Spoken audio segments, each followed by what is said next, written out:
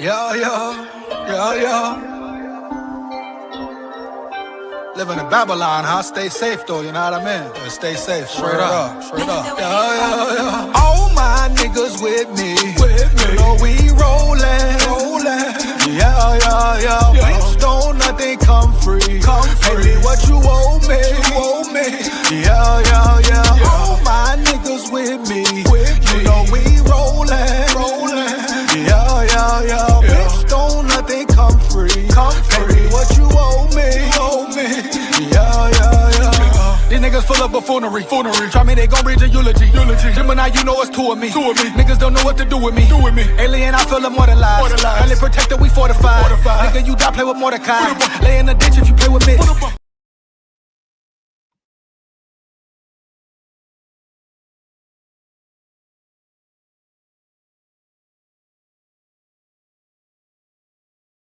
SKOL VIKES, here we go. SKOL VIKES, here we go, baby. Down at the levee, we going fishing at the levee. SKOL VIKES once again. Starting the live a little late, had some stuff come up, had to do this, do that, boom. But we here now at the party now. Time to rock the party.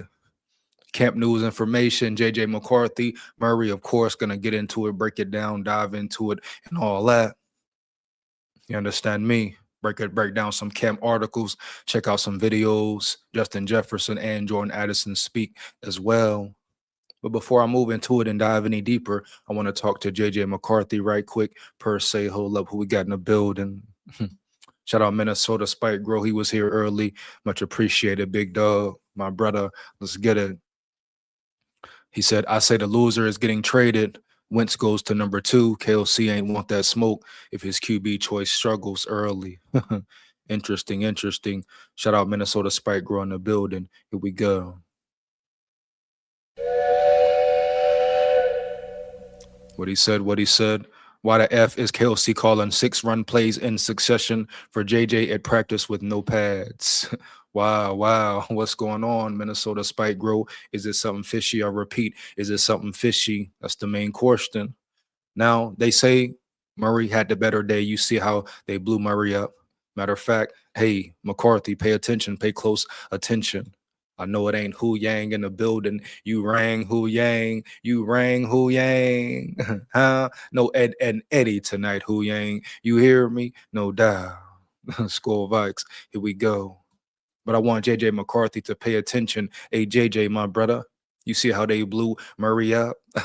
Blew it out the water, talked about how amazing Murray looked, had such great things to say to him. I mean, hell, some people came with, oh, KLC should pick him right now. Oh, in the next day or two, KLC's going to be able to make a choice, etc. You see how the disrespect continues, JJ McCarthy. So you need not worry about foul play, fair play, whatever. Like you said, you're going to control what you can. What can you control? What do you control? Giving your best, playing your best football on the field. Performing at the highest level consistently. Ain't no way in hell you go from 2 days in a row balling, beating out Murray. You're up 2-1 right now. From day 3, practice 3 to looking piss poor, some said. You know, we know the exaggeration was there. We know the media left certain parts out of the story, but at the end of the day, you didn't have your best day. Had some bad throws, some INTs. They say Murray had an INT too, but I guess they didn't blame him for it. But you can't tell me 2 days in a row you look very good, then you have a collapse, a mental collapse per se. You must stay locked in. You must stay focused, JJ McCarthy. That's one thing about it, dog. You understand me? They're going to push the narrative, but what will you push the narrative to be on the field? Monday, it goes down. And guess what? You look bad Monday, bruh. You go out there playing on Monday, it could be over early. You already know the picture being painted, the narrative they've been pushing. Everybody wants to see Murray be QB1. So how about you show up and show out? You had a bad day, cool, but you see how they blew up Murray's big day. One day, and they say, hey, he's the man, he's the future. I told you so. Murray is back. You know, you got Kevin O'Connell saying certain slick things in the media, in the presser at the end. But main question is McCarthy mad right now? Is he feeling like similar to Baker right now? I'm gonna get in the whole Baker Mayfield footage, etc. We're gonna really dive deep into it. So rock and roll with me and lock in with me. But first up, I want to check out what Jordan and Addison has to say about the QB situation as a whole. Matter of fact, I'm gonna read the article first before I dive into that. But man, it's crazy time right now. If it's not fair ball, if it's not fair play, that is a major problem. You understand me? And like people say, it don't matter how JJ look, the decision is already made. They've already came to an agreement that Murray will receive the achievement per se, throw that allegedly round yonder.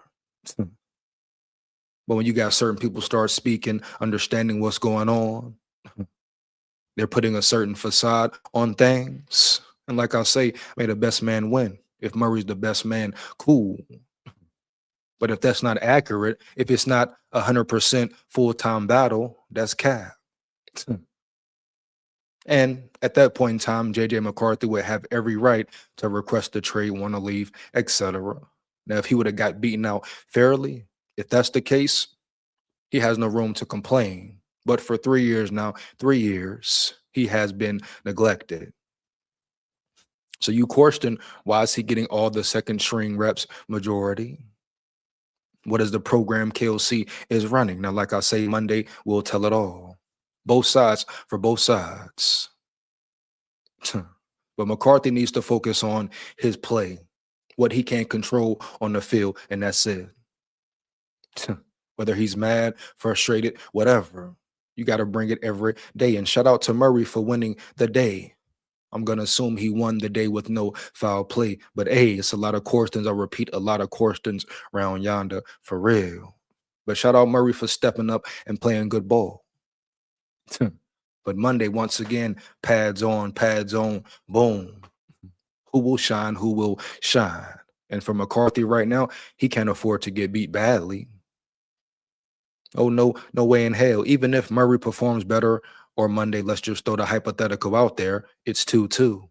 Oh, yeah, we count days here. But people starting to sound like off one day, KLC finna make a decision on Monday, on Tuesday, etc. I thought this was a fair battle, a balanced battle. If we're judging off days, it's 2-1 McCarthy right now, you know? And we know the pads is a different ball game. You look totally different in sweats. It's totally different in sweats than with full pads on, cleats, helmets, pads, thigh pads, shoulder pads, etc. Live action, boom. So let's comment way down. You can't crown anyone right now. You can say one has the lead. One looked better this day, yesterday, today. That's all you can say right now. But it's just funny. It's just funny how people blew it up, blew Murray up. Man, like off the rip one day. Y'all gonna do it like that, hype it up like that, Jack? No cap. But once again, it's what the media does. That's the picture the media is trying to paint. So are you shocked? Not at this point. This point, you should understand what's going on. Here we go. Lamont in the building. What up, my brother? SKOL VIKES. Let's word. You know what I mean? Holding in the building. What up, my brother? SKOL VIKES. Let's get it. Here we go. But it's crazy work right now. But I want to dive into an article real quick and just see what some of these beat writers, some of the media who was there have to say. See what's up here. But so many different stories wandering around, right? Different perspectives, objectives, etc. Everyone has a narrative to push. But let's just get into it real quick. 5 key takeaways from Vikings 8-1 training camp practice.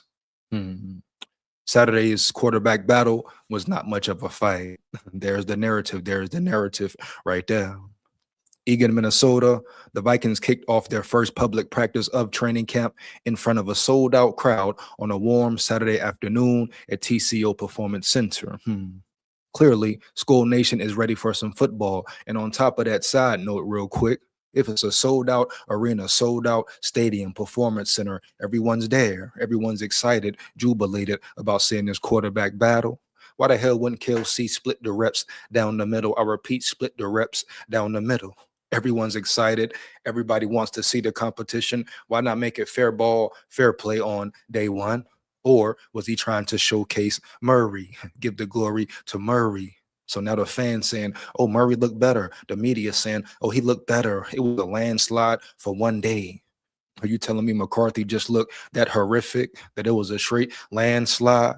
But y'all didn't blow this up, big this up when McCarthy was up 2-0.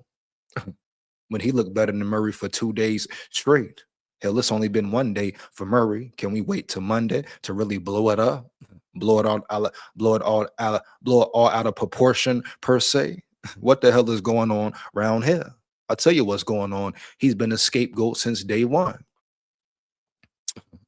You know it. I know it. Even starting from the season, even before the Bears game, everyone was just waiting, looking for a reason to attack McCarthy, say he's a bust, he's not ready, he's not it. But no one never attacks KOC for his piss poor play calling. And yet he may improve this year. He may exit his ego this year, but like, what does that mean? But you want to give McCarthy no time. A young quarterback in his rookie season, technically physical form. 10 games and they want to throw him away, throw him out like yesterday's trash type shit. And you tell me that's valid, that's fair. And now you got to question the reps he's getting with the ones. First day of camp, official camp kickoff, everybody in the crowd, media watching. Why not make it fair down the middle is my question. If we want to see a real battle, really turn it up for the people. Why not make it 50-50 ones and twos, 50-50 ones and twos? So a lot of questions coming around, but Monday we will see. Monday we're gonna say, hey, what's going on? What's really going on? I see you. Huh? You know it. I know. Got in the building. Vikings sign Jordan Washington, another camp body. Yeah, camp bodies come, camp bodies go. You know it, Holden. You know how it goes. You know how the cookie crumbles sometimes. Let's get it. Who play cornerback? Cornerback, like I've been saying, don't be surprised if you see a totally different starting cornerback room. Right side, left side, inside. Now, the ideal situation would be for Byron Murphy to go back to his natural spot, which is what? Inside, slot, corner, etc. That benefits the defense as a whole. But look out for James Pierre. Look out for Zeamiah Vaughn.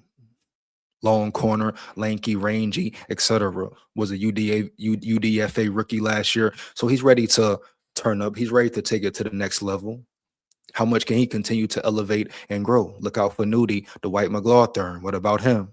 Everyone develops at a different level, right? Right. So when we're talking development, especially in a Brian Flores campaign scheme, whatever, you know what he does with players. You know how he makes players average look good, look great. He made Fabian Moreau look like an all-pro damn near. You're talking about scheme, real IQ of the game, which Flores has. So always give a player a chance just because who your defensive coordinator is. That's it. We go. And let go Keyshawn Owens. Appreciate a holding for real. Minnesota Spike grow in the building. What up, dog? SKOL VIKES. Here we go. Let's get it. Let's get it, my brother. I wouldn't put too much into anything until the pads come on. Big facts, no cap. 2-1, we here. Let's get it. Monday, the pads come on. You tell more, you tell more. Let's get to it. So I want to get into this Jordan Addison and Justin Jefferson segment right quick before I dive into the Baker Mayfield situation and just compare how Baker feels and how McCarthy feels. You know, really looking at it from the outside, looking in from the full scope of things, what's fair, what's not fair, what's right, what's wrong. We all know what is wrong, what has occurred. So you can act like you don't know. Yeah, people can act like they don't know what's going on all day, but we know the true story here, the true story here. Get to it 1 second. But I want to see what Addison and Jefferson got to say about the QB situation, how they feeling about it right now, who they feel is ahead, etc.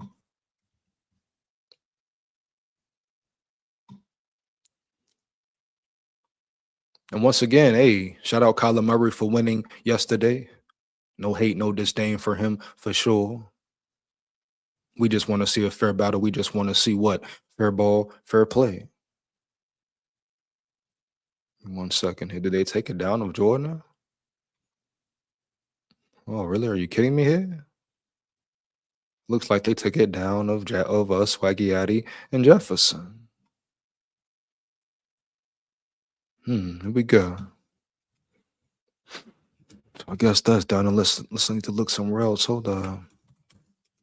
This one was right there. The dynamic duo here, ladies and gentlemen. Jets, Justin Jefferson, Jordan Addison. Thank you for joining us. Of course. Thank you for having us. Did you guys hear there's a quarterback competition going on? Something like that. I can't really notice it. Oh, they wild, huh? They wild, huh? All right, bad, we go. And I told you, Swaggy Addy ready. Swaggy Addy is ready. You know, look like he put a little weight on and all that. Keep working, man. Keep working. Man, I'm telling you now, Addison finna eat heavy. Talking about both of them eat in the proper way. If KOC is changing, he's getting better, it's good for the team. I'm all for it. I'm here for it. Here we go. Let's get it. You know, we just go out there, do what we got to do, get open, create separation, and make it easier for those guys. Before we get there, the bling in training camp is exceptional. Every time I come on, yo, say that bling bling. Yeah. Boy, Jettas, how they say, hey, he say wait when he on the field, he jets though, right? He jets though, right? Get it right. Blinged out, shining out, type shit. Here we go. SKOL VIKES. Jets. No. He's your mentor. When are you adding? It's coming soon. It's slowly getting there. Right now, I'm letting them shine right now. And I throw mine on, you know. You have been asked so many questions. I've tried to come up with a million different ways to ask you about this quarterback thing. It's real. It's real. So quiet in some ways.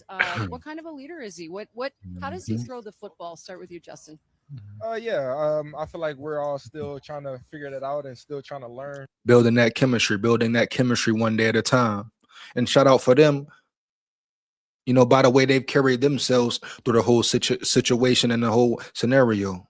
Not showing any favoritism, working with Murray, working with McCarthy, building that chemistry with Murray, and vice versa. That's their job as receivers. You know, they shouldn't show favoritism to McCarthy at all. Hell no. You want the best man to win, the best man on the field. If it's any foul play, if it's not fair ball, that's on the coaches at the end of the day. Nothing to do with the players or none of that. We're going to see Monday. But these two here and every receiver on the team should want the best quarterback throwing them the ball, whether it's Murray or McCarthy. Here we go. The leader, the player that he is, obviously, you know, seeing the different plays that he has made before being in Arizona, but now being, you know, with us and seeing his arm talent, everybody knows what he can do with the ball in his hands. And not taking any of that away from him. Arm talent, definitely. Always the main question has been, who is he as a leader? Who is he as a player? We're talking about a man who got beat out by Brissett. A quarterback who has not had great years on top of dealing with injuries right now. So let's not just get crazy and carried away with it. It's always been major questions about Murray, but you don't think about him too much. Why? Because people have been excited over the name. how much of a cheap deal they got him on per se. But people ignore certain factors. Just like Fitzpatrick said, right? What happens if he has one good year, then the following year he returns to who he is really? The questionable leadership, questionable actions, etc. Not saying it will happen, but it's question, just like you have questions about McCarthy. How everybody throws up concerns about McCarthy like it's no problem at all. When it comes to Murray, he can damn near do no wrong. But these two want the best man for the job, throwing them the ball. That's how it is. It's the NFL. It's the business, the business, the benai. With his feet. So seeing him actually throw the ball and put it into different places with a different velocity, it's pretty cool to see. Layering that thing, and then JJ McCarthy, Jordan, you guys finished last season actually strong, and he had a good closeout to the season and dealt with some of the injuries. Where have you seen him grow the most? You know, JJ, he's electric. He's been doing his thing, but you know, honestly, I've been trying to focus on becoming a better overall receiver, just to make it easier on them guys, and you know, but everything gonna play itself out how it's supposed to. You look so precise in your routes right now. Exquisite route runner. Brilliant route runner. I'm telling you, Jordan Addison going to eat heavy. Another training camp where he's ready. Another training camp locked in. Another training camp where he's having a great training camp. Everybody sleep on it though. Sleep on it though. Put all the other exterior factors aside. This man stays focused. He can be great. This man stays focused. He is superb. He is elite. You know it. I know it. Lock in, Swaggy Addy. You that dog. That's word. They extended you, fifth-year option. How have you matured most here in Minnesota? Really, just learning, just constantly learning from this guy right here next to me, and just trying to be the best. What he said, talking about a QB that has been in the league 7 years and has seen his peak versus a QB that has been here for 3 years and is just getting started. Damn, Lamont, you hit it on the head with a hammer, Jack. No cap. Here we go. Come on, man. Like, right, though. Yeah. But they never talk about certain factors of it, Lamont. Let me read it one more again, matter of fact. Talking about a QB that has been in the league 7 years and has seen his peak versus a QB that has been here for 3 years and is just getting started. JJ McCarthy is nowhere near his ceiling at all. Let's get back to it. Best I can be for myself and for the team. And you, Justin, I've seen pretty much over the years I've talked to you, you never had a season below 1,000, right? But over the years I've talked to you about double coverage, triple coverage. Defensive coordinators tell me we need 4 guys allocated to you. How are you getting ahead, stepping ahead of these defensive coverages going into year 7? Yeah, you know, going into year 7, you know, you're really not getting faster, stronger at that point in time. You're getting smarter. So just really learning the different coverages, learning the different defenses, learning the leverages that I can win off of, and obviously talking to KO and just, you know, getting to more of the playbook and trying to dial up different plays, different motioning. Really understanding the game at the highest level you can, damn near. Like you said, year 7, really no more improving speed, this and that, but just learning the game, becoming smarter with the game. Very interesting right there for sure. Makes sense, makes a lot of sense. So think about Jetta's crazy offense, KOC finally coaching correctly, great quarterback play, etc. You're talking about breakout year once again. A year that's really overdue, success that's really overdue, baby, for real. We go.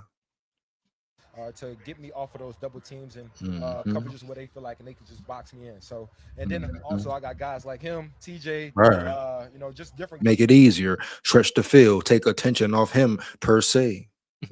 That's why you love to have an Addison in the building. You know, love to have a Jawan Jennings in the building. Hopefully Hockenson can step up, play better, play stronger, play harder, etc. And you have him in the building, taking more attention off of Jetta's. That's what you want right there. And like I always say, not one cornerback can guard him one-on-one for 4 quarters. Guys all around the offense that allows us to kind of play freely and not really key on one. Got to make it easier for him. Yeah. Right. Tell me more. Tell me more. Like, how do you guys play off of each other, Jordan? It's chemistry, baby. It's love, baby. Let's get it. School vibes.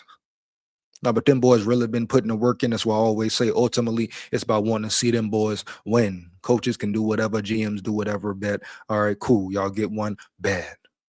But I really want to see them boys win. Them boys been working hard and deserve. They got real talent, real solid, etc.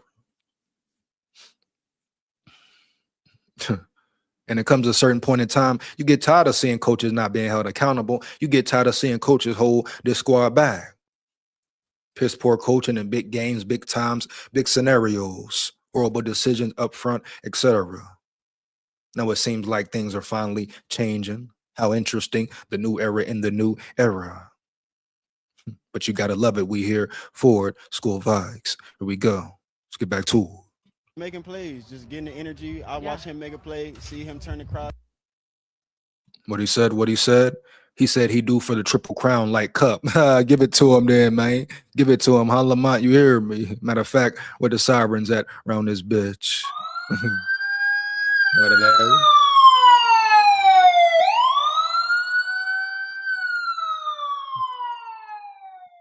You know what it is, huh? Here we go. Let's get back to it. He is due for a triple count. He is overdue to be MVP. Yeah, I said it, MVP. What up? Up, and then that's when I look at myself and that's like, it's my turn. I gotta go out there and get mine real quick. Cool. I had no idea you were such a WWE fan.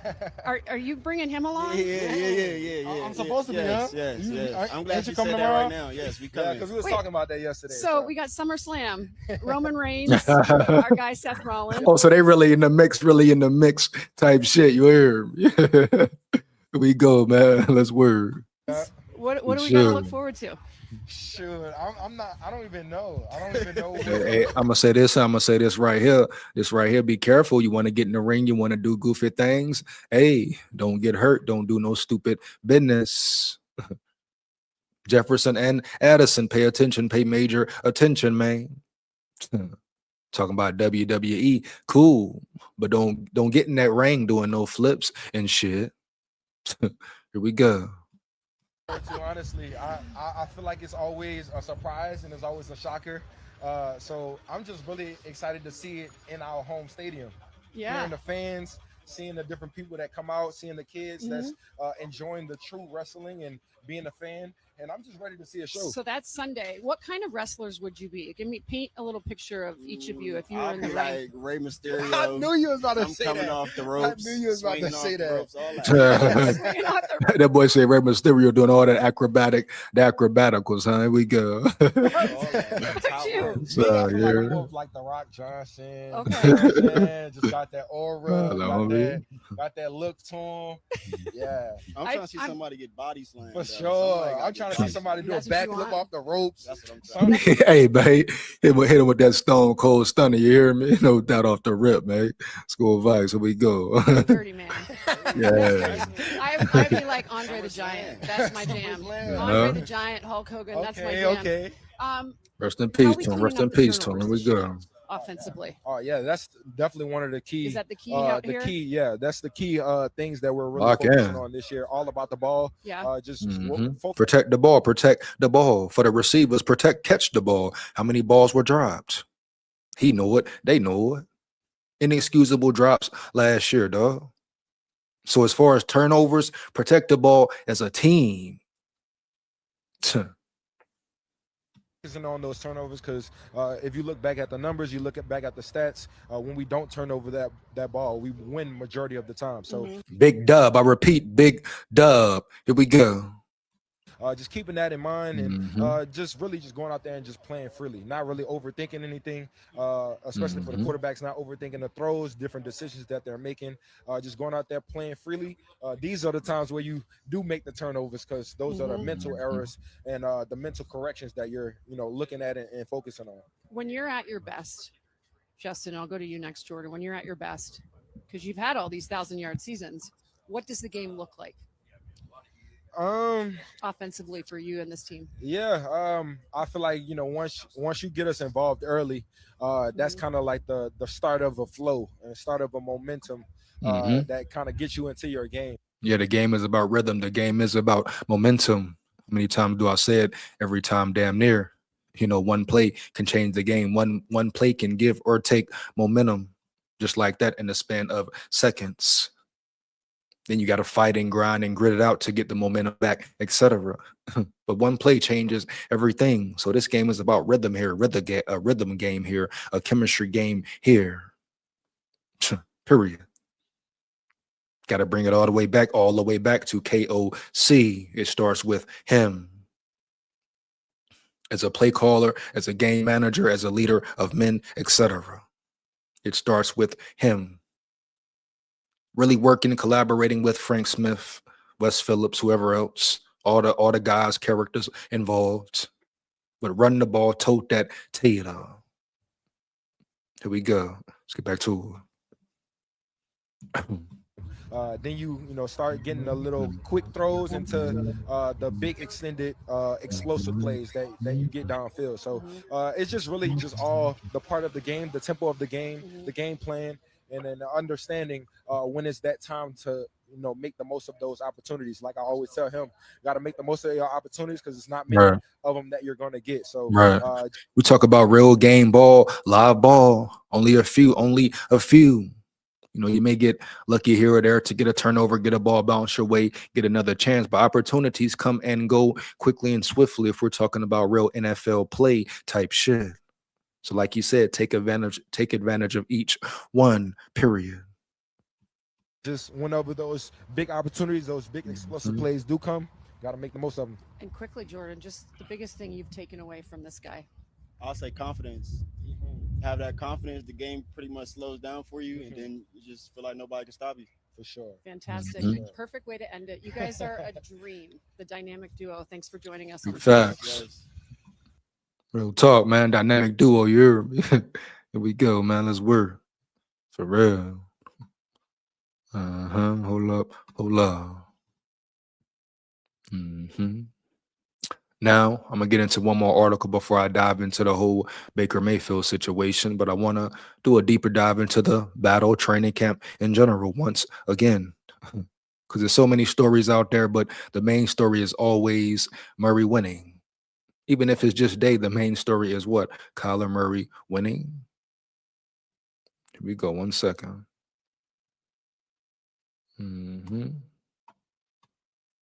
Let's get to it here. So we're going to see, give me 1 minute, dive into this article right here. So boom, here we go. Kyler Murray seems to be pulling ahead in Vikings QB competition as expected. See, that's my thing here. So once again, why wouldn't they blow up the fact that McCarthy won 2 days straight if it has been expected that Murray will be the man? They just hate giving McCarthy that much credit. Would they just hate to say, hey, I told you so, he told you wrong, you were wrong, KLC? Whatever reason factor it is, what is really going on behind the scenes to make it so difficult for any media, any coach to give McCarthy props? Media, creators, whatever. But as soon as Murray has one good day, looks good, we give him that. You give him credit for that. Okay. He's learning fast, allegedly. We'll see more. Time will tell for Monday. But why blow him up and say, oh, he's your man again. He's the guy. No questions asked. He is the guy. Come on, man.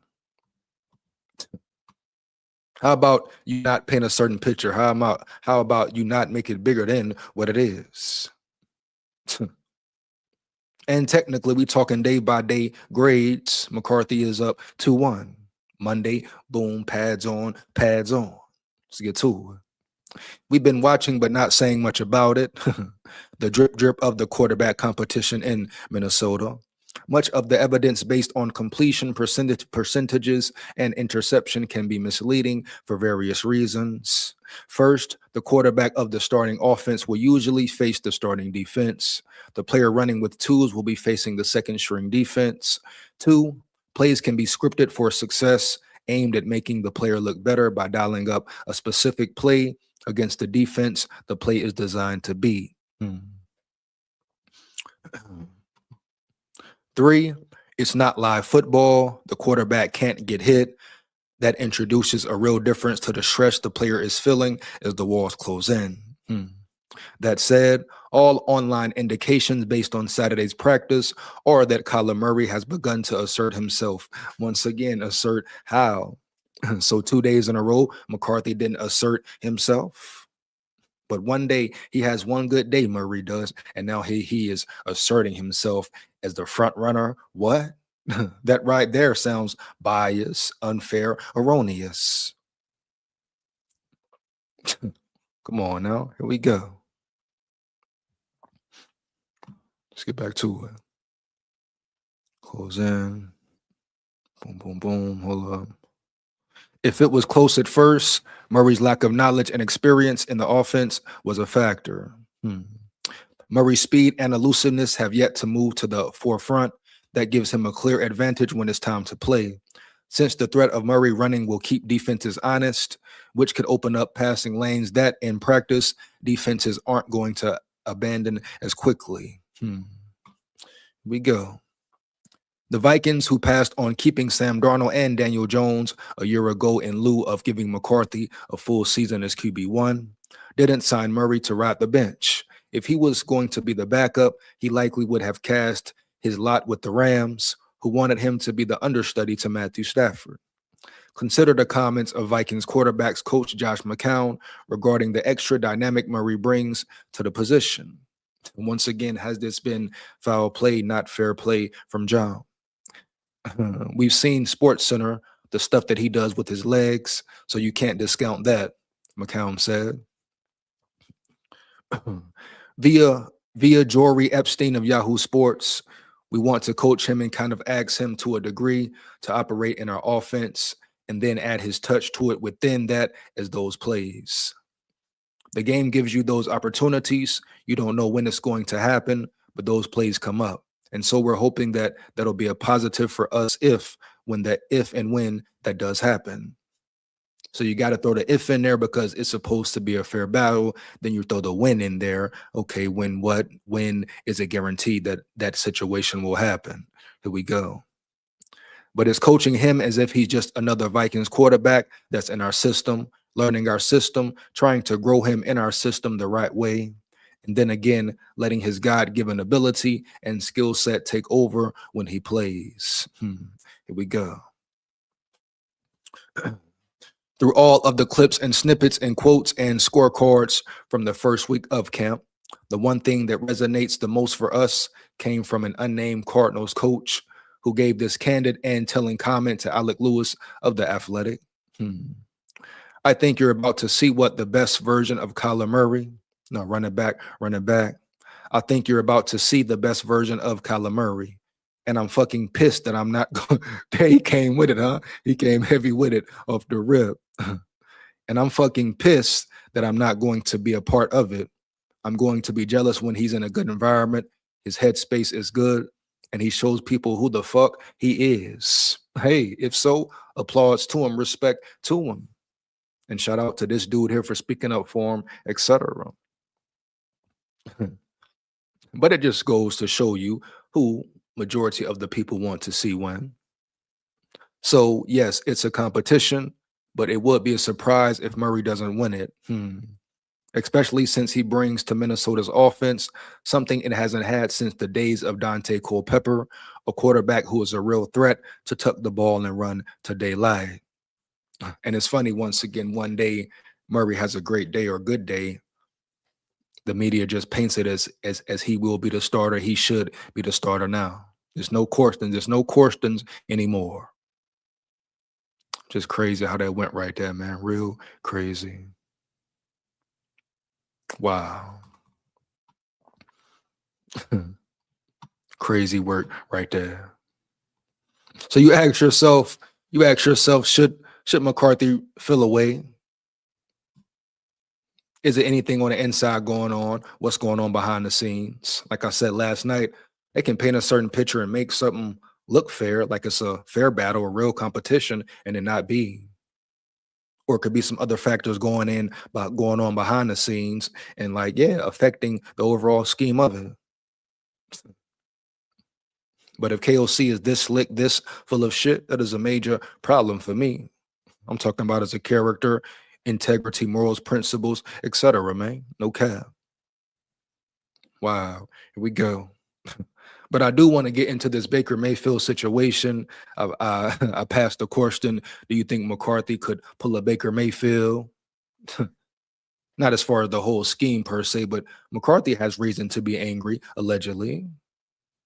Right? Depending on how Monday goes, we're going to see if he has even more reason to be angry or frustrated or have a chip on his shoulder.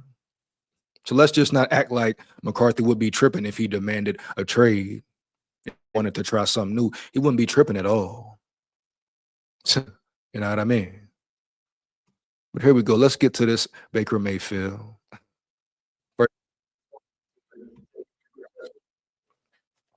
Hold on one second. Hold on one second.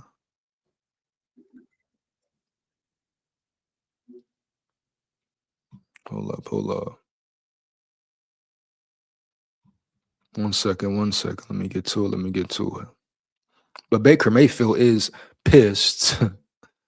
Ain't no alleged to it. That's pretty much facts. Damn near. You understand me? Pretty pissed. Understand? Wow. So let's run it here right quick. I'm going to dive into some more videos as well. Let's run this. Brought to you by Apple Card. Apple Card lets you earn daily cash.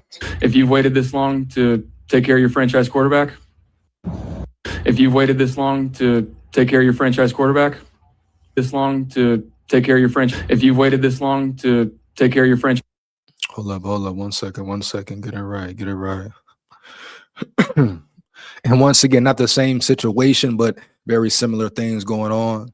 Two totally different quarterbacks in two totally different situations, contracts, etc. But similar surrounding optics going on around there, man, for sure. Franchise quarterback, that's too bad because it's only going to get worse from here. Yeah, I'm going to have a really good year.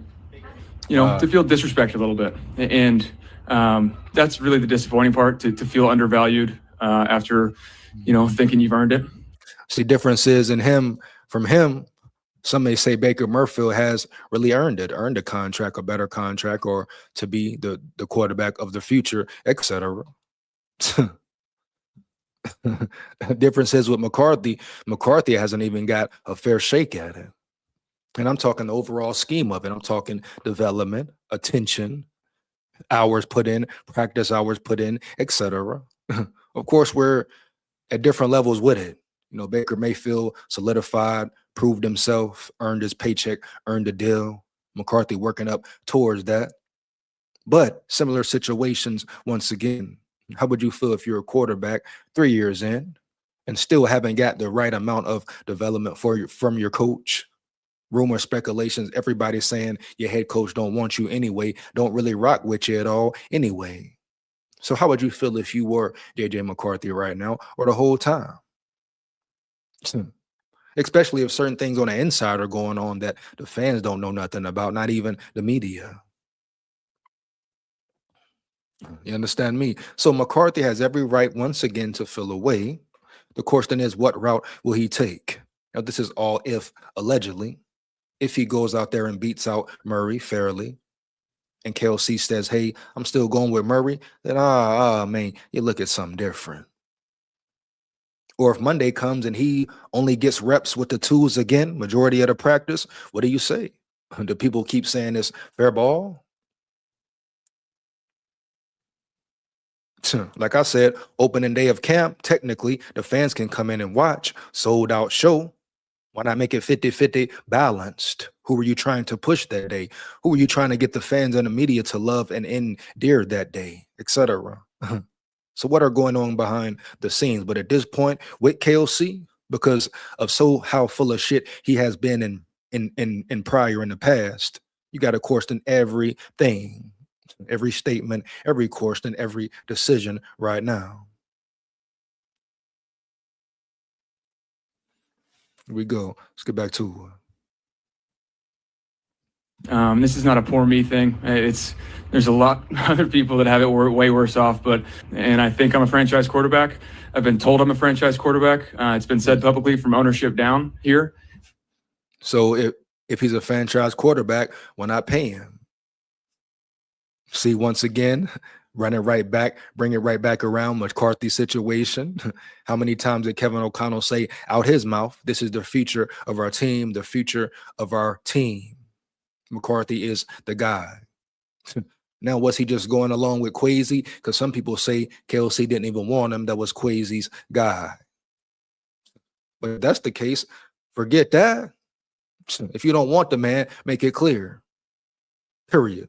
Stand up, man up, like Mike Zimmer did. Say you don't rock with him and why. Understand me? Heavy. Don't sit up there and fake the funk. If you gonna fake it, don't make promises and say he's the future and we're gonna put in work with him and do this for him and do that for him. Talk about it's all about him, but never put 100% energy into him. And then you bring in Murray on top of that. And you wonder why people say whole time this was KOC's plan off the rip. So it's a lot of questions once again, man. But McCarthy definitely has a right to feel away. I know I keep putting an emphasis on Monday. Monday is the day, will be the day though.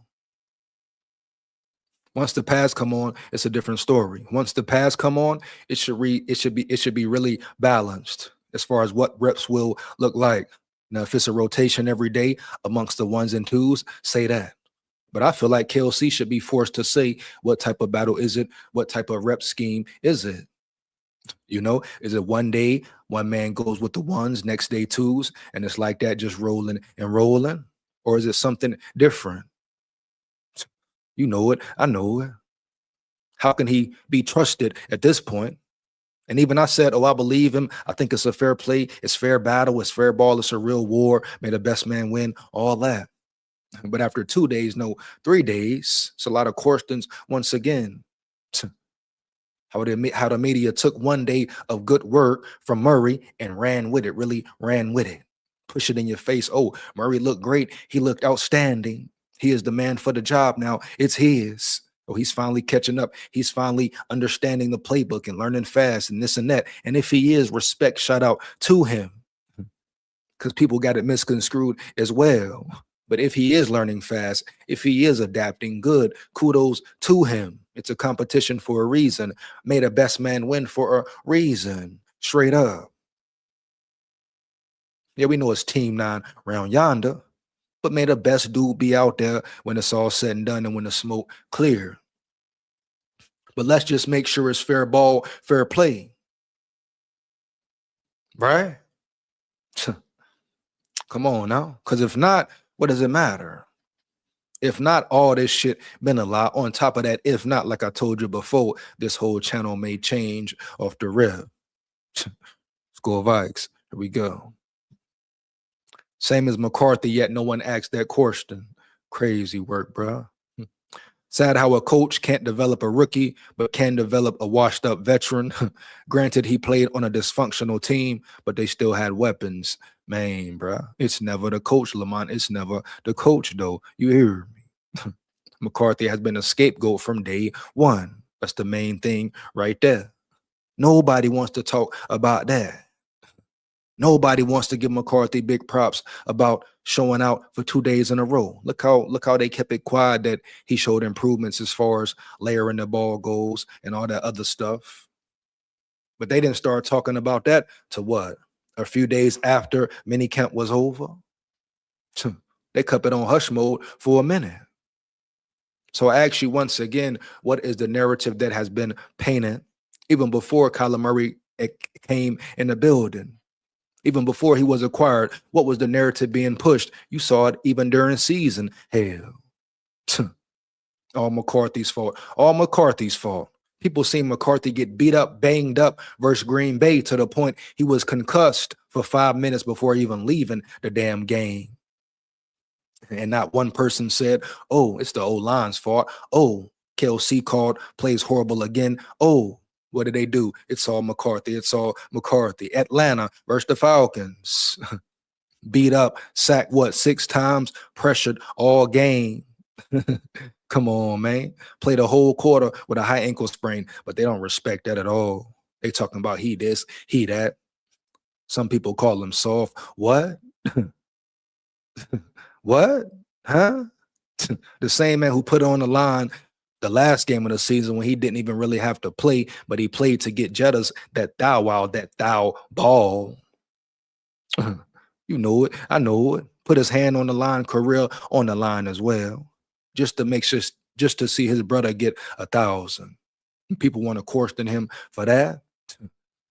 Oh yeah, he's soft. He's this. He's that. What? Come on, man. Stop it. But just like Baker Mayfield feel disrespected, McCarthy could and should really feel disrespected. Whether you want to believe it, accept it, or not.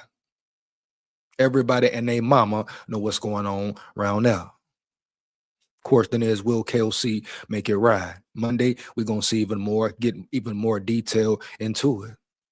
Because when the pads come on, it's a different animal. Let's get back to it 1 second. And so to not have a deal done is very disappointing. It's disappointing to say the least, but it's all ball here, and I know I'm going to have a good year. It's disappointing when you think you're a cornerstone of the franchise to be treated like that. If you've waited. No, that's what Mayfield. That's a short clip of it. I want to get more an extensive take on it per se. So I want to see what Mike Florio got to say about it right quick. You understand me? And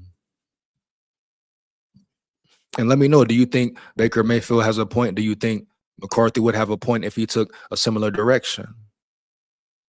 Understand? And help Naylor get paid too. Yep. Shout out Bat in the building. What up, my brother? Here we go. To put JJ looking bad with number 2s versus Flores number 1 in proper perspective. Remember Flores number 1's humiliated Detroit with Goff, St. Brown Gibbs with Brosmer starting for the Vikings. You're going against, some may argue, the best defense in the game. Come on, bro. And you got him with the tools, all practice damn near. You throw a slight rotation in at the end, and we want to call it fair ball, fair play. Why not give everybody the same amount of reps down the middle, period? Especially, like I say, opening day. Sold out arena, sold out stadium at TCO. Why not make it fair so the fans can get a real glimpse of what's going on, a real look at the competition, a real keen eye test on it, and move from there? You come out right away off the rip. Oh, McCarthy second team, Murray first team, strictly. Come on, man. Here we go. It's a lot easier when you have all number 1s. Big facts, no cap. Shout out my brother Bat in the building once again.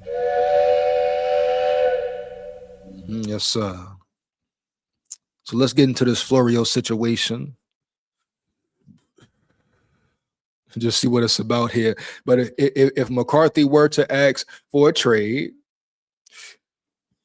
I ask you again, would he be wrong? Could people be mad at him? Understand me? 1 second here. Back. And with Walmart's must-haves, you can check off everything on their list. Even a Huntrix backpack? Show my ass something. You're When they're this sharp, they can cut the lunch line. All this? All at Walmart prices? Who knew? Knowledge is power. So knowledge is power, I guess. Applied knowledge is power. You hear me? Have you? Yeah, and Mike, it's a tough thing to do at the beginning of a season. Because, how does this end? If Baker Mayfield is going to take this. That boy Lamont, wow. What he said, they didn't sell out nothing. I wasn't there, LOL. You wild, boy. Here we go, SKOL VIKES. Hey, Lamont, you popping up to 1-0? Let me know, man. You popping up to 1 main? If so, I need the inside scoop, the 411 for real. No doubt. Let's get back to it. Here we go. He said, I wasn't there, so it ain't sold out now, huh? Position. Hey, this is my deadline. I'm not going to talk about this. My agent is not going to talk. And yeah, and Mike, it's a tough thing to do at the beginning of a season. Because, how does this end? If Baker Mayfield is going to take this position, hey, this is my deadline. I'm not going to talk about this. My agent is not going to talk. And essentially said, my agent is not going to talk again unless they meet our number. Now, you don't want to hear anything unless the number goes a lot higher. So are you focused on, are you really bringing? And then you even see the difference right here. I mean, like I say, two totally different situations. But even a difference right here as far as Baker Mayfield creating certain friction amongst the team, you know, creating certain energies amongst the team, etc. All for a check, but it's part of the business, part of the game. Try to get the most money you can. And obviously he's mad and feels a way about it. But you see how JJ McCarthy goes about it differently. Like I say, Baker Mayfield fighting for a real bag, so it's more understandable. But McCarthy could be complaining. He could be walking around pouting, feeling down, bringing negativity, etc.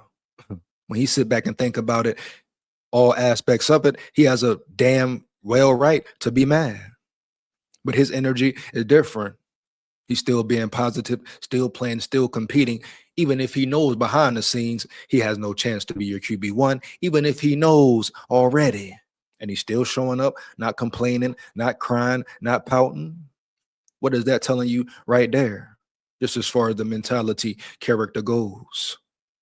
I mean, shit, hell, Baker Mayfield doing this right before the season. He don't care about nobody else but himself right now. He want money, money, money. Guapino, federale, linguine, fettuccine, all that.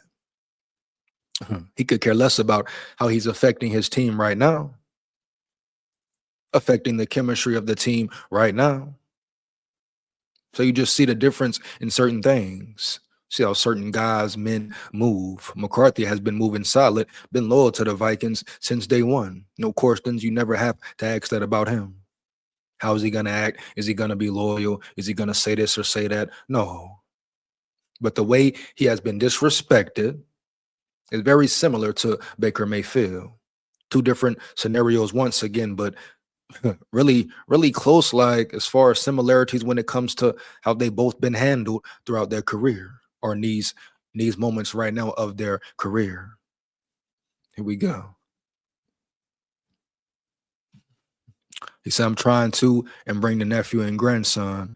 That'd be dope shit right there. That's dope right there, Lamont. No doubt, bro. SKOL Vikes for sure. For sure. Let's get it. Some Vikings fans are very suspect character. Real talk. No doubt. You know it. I know it. Run it back again. Some Vikings fans are a very suspect character. I remember back when Robert Smith suffered his second season-ending injury, there were actually fans booing him as the trainers took him off the field. Now, how disrespectful is that? And that just lingers on through generations, etc. But we've seen total amounts of disrespect. The McCarthy respect is crazy, but to boo a man for being hurt, succumbing to a serious injury on top of that, and you got fans who boo a man when he's down at his lowest moment per se. But you see the Vikings problems right there in a nutshell as you understand why they haven't won a Super Bowl, period. And if it continues to go like this, guess what? They will never win a Super Bowl. But once again, we got to wait, be patient until Monday. Monday will really tell it all. A very important day for both players once again. If McCarthy wins it, he's up, what, 3-1? Murray, he wins it, it's tied up 2-2. But McCarthy cannot afford to come in there lacking again. Because if you look bad again, real bad, hey, he's putting himself way behind at the moment. Period. We go, man. Some fans spend the money and watch it for entertainment, and there is one that support them for a ring. Big facts, no cap. Here we go. Here we go. Let's get back to it. There's some fans who are cool with them remaining mediocre. There's some fans out there who could care less if they ever win a Super Bowl, as long as they got certain players at certain positions, certain quarterbacks, certain coaches in the building, certain players they like. They could care less if they lose 10 games in a row. They'll be satiated with that. Just because the player they want is in a building.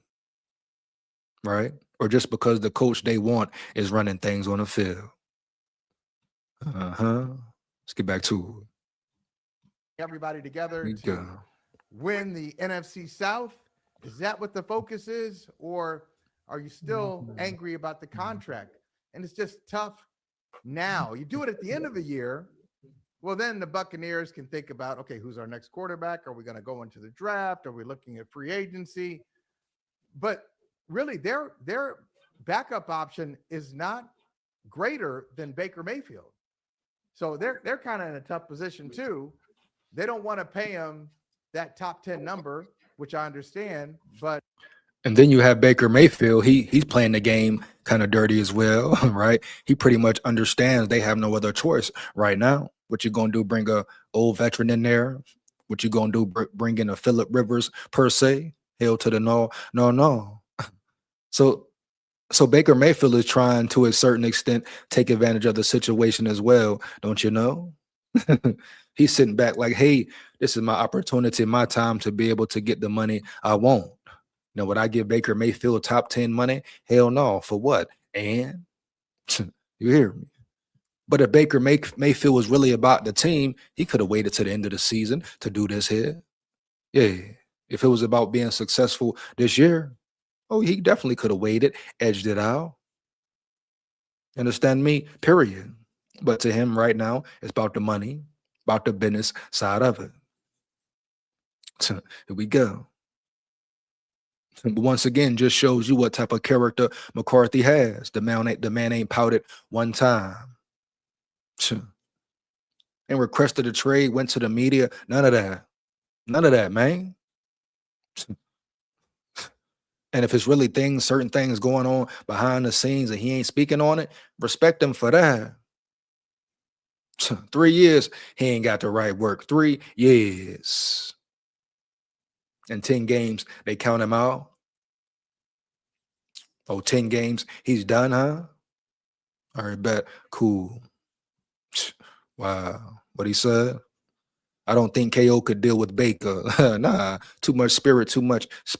Same situation with McCarthy per se. Matter of fact, KLC probably still holding a grudge because McCarthy gritty, hit him with that gritty, right? Probably made KLC feel real shitty, but he tripping off that instead of focusing on his arm and his talent. He trying to paint the picture, paint the scene to make it look like something it ain't. How cold, low down, dirty is that? If that's what's going on, allegedly. But how cold, low down, dirty shame is that? The ultimate disrespect. It mean KOC word, what? Mean nothing? Man, go from saying, hey, he's our future, he's the man, to, hey, we want Murray up in here. I'm bringing in a quarterback up in here for competition purposes for McCarthy to make him grow and develop. But the whole time, he trying to replace him as soon as he can. It's not about per growth and per development. Hell no. It's about replacing McCarthy. Saving Murray's career, but ending McCarthy's career before it starts. Before he has a real opportunity to grow and change. How can you sit right with that? How can you feel well with that? But once again, the Vikings, way you see it all through the media, all through the fan base, etc. Shit, 9 times out of 10, the fake is respected, the real is neglected, period. You know it. I know it. It's the world we're in. It's not about fair competition or not. It's not about being mad if Murray wins. It's about foul play. It's about McCarthy deserving and earning a fair chance to compete. Period, man. No doubt. If they didn't believe in him since day one, if KLC didn't want him from jump, they should have let him go elsewhere. Trade him, get rid of him, do something. Put him with a coach, put him with somebody who really care about him, care about seeing him progress and success. Really prepared to put the real time and work in with him. Hell, put the time and effort in with him. You kept him for 3 years for what? To break his confidence, not build it, but break it? Huh? Trying to make him lose all hope and belief in himself. If you wasn't going to work with him, motherfucker, you hear me? Should have let him go off jump. Send him to Seattle, send him to the 49ers, send him with Jim Harbaugh once again, who really made a system for him. Put the right players in a system for him type shit. And you want to tell me about a KOC or a Wes Phillips or this or that guy? Come on, man. Stop it. You know? Wow. They the ones who support it for entertainment. I dig it, man. I dig it. I believe it. You know, they think they think they did a bad hire with Quasi. Just think of backlash KOC will get if he fumbles the season this year. Hell yeah, man should have been going last year per se. Like I've been saying, he has a chance to redeem himself, but will he redeem himself? Ain't no more excuses for me for KOC, period, Holmes. I've been saying left and right all night. He got to win 2+ playoff games this year to keep his job. Yeah. You understand me? 2+ playoff games is what we need for him to retain his job. What the hell more do we need to see? Been in the building 5 years and ain't gave us one playoff win yet. Not even one competitive playoff game. I don't want to hear about that Giants game. That wasn't competitive. Why? Because it was close late. Come on now. 4th and 8. Come on now. He said, I still believe the team overall will get the job done, but health and fellowship is a must. Real talk, real talk.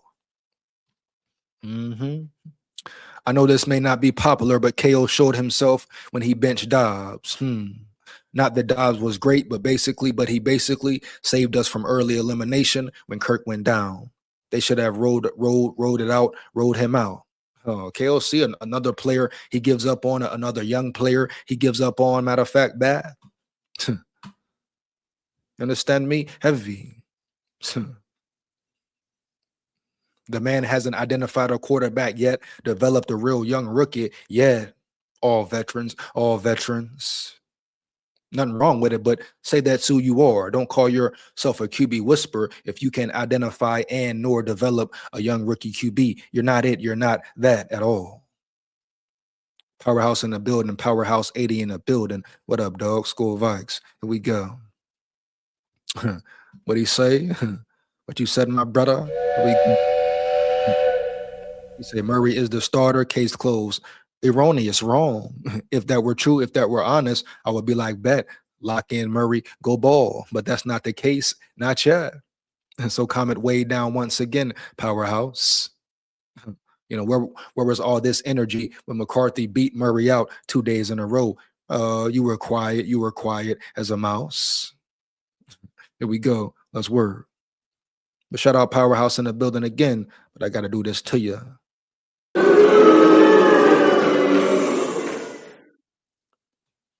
Here we go.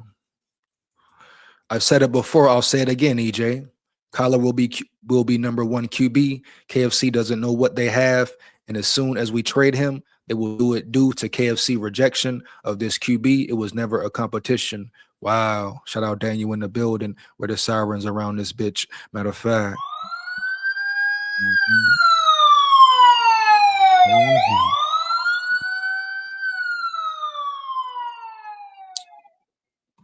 We go. Why it's the KFC Super Mirage. We think it's a competition. They get what they want. So hey, that's what everyone is leaning towards too, Daniel. It's all a mirage, Try to make it look like it's a certain way the whole time. Things on the inside, not fair at all. But what a great mirage to put on display. Heavy. Once again, KOC strikes. Once again, KOC strikes. Allegedly. We'll see more, tell more on Monday. You know?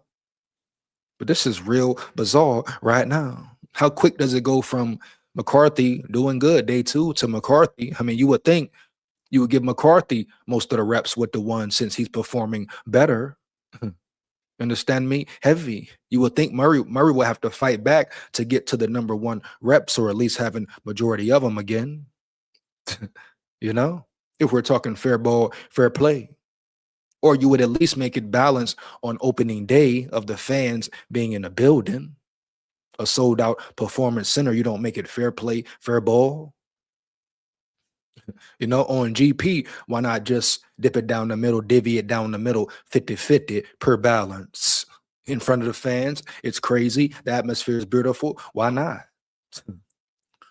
The reason why not, if you're trying to paint a picture or a narrative, you're trying to make Murray look better. So that's the narrative being painted, pushed through the whole camp. You know, give KOC a real reason to say, hey, let me go ahead and crown my QB1 because that's what everybody wants to see anyway. You ask yourself the question, has KOC ever had any real backbone?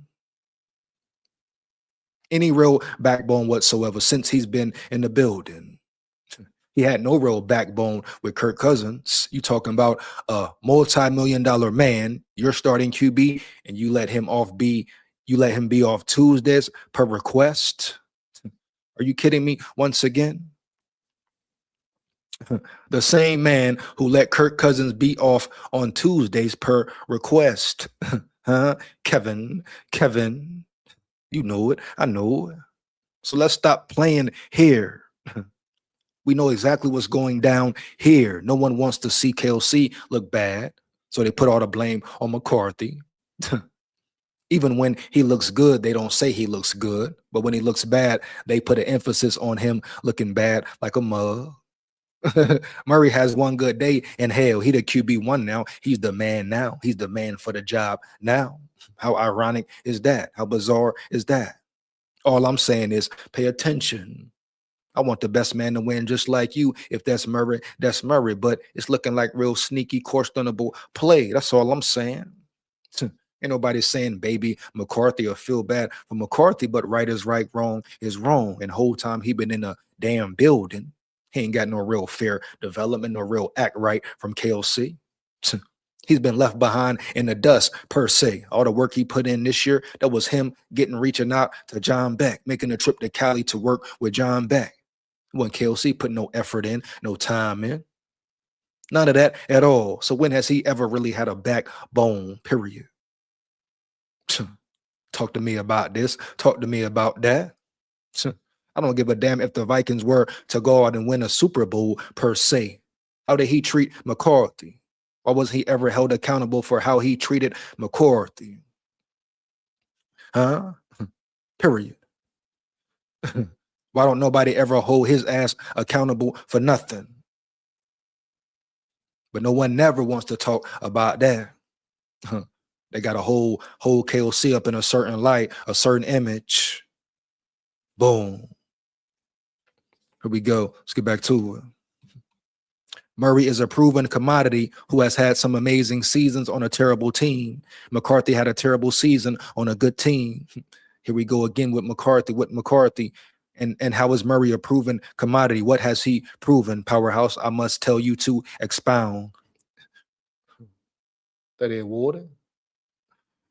He's a proven commodity. How, Powerhouse 80? Once again, the man has had one playoff experience and done nothing with it. Matter of fact, he got benched during that playoff game. So what has he proven for real?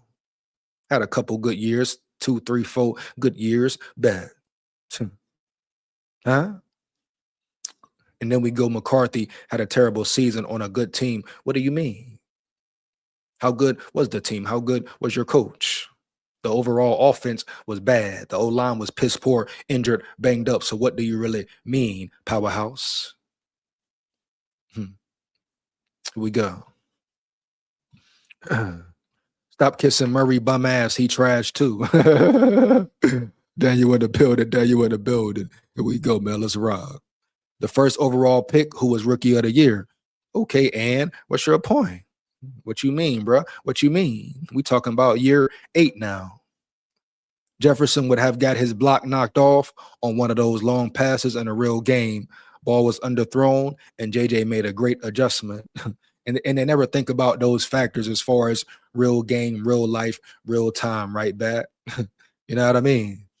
They don't think about Jefferson possibly getting his helmet knocked off, getting shattered, smacked on the field on that play if it's real live ball versus another team. They just say, oh, hey, what a great throw, what a great throw. And I understand it. Nice throw. But do they ever take all the factors in with other players and other coaches, or is it only with McCarthy? Here we go, man. A good team. Injuries totally depleted the roster most of the year. Wow, exactly. Crazy work right here, back, right? Wild boys, wild boys. Here we go. Let's get back to it. Hold up. I'm gonna go ahead and drop the link right quick. Wanna come rock and roll with me and lock in with me? Say how you feel. Just make sure it's real. SKOL VIKES. Here we go. Yes, sir.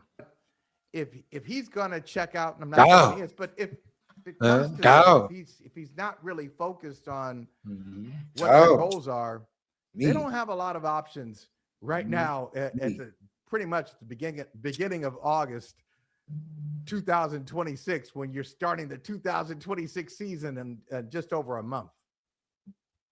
And that's part of the Buccaneers' leverage.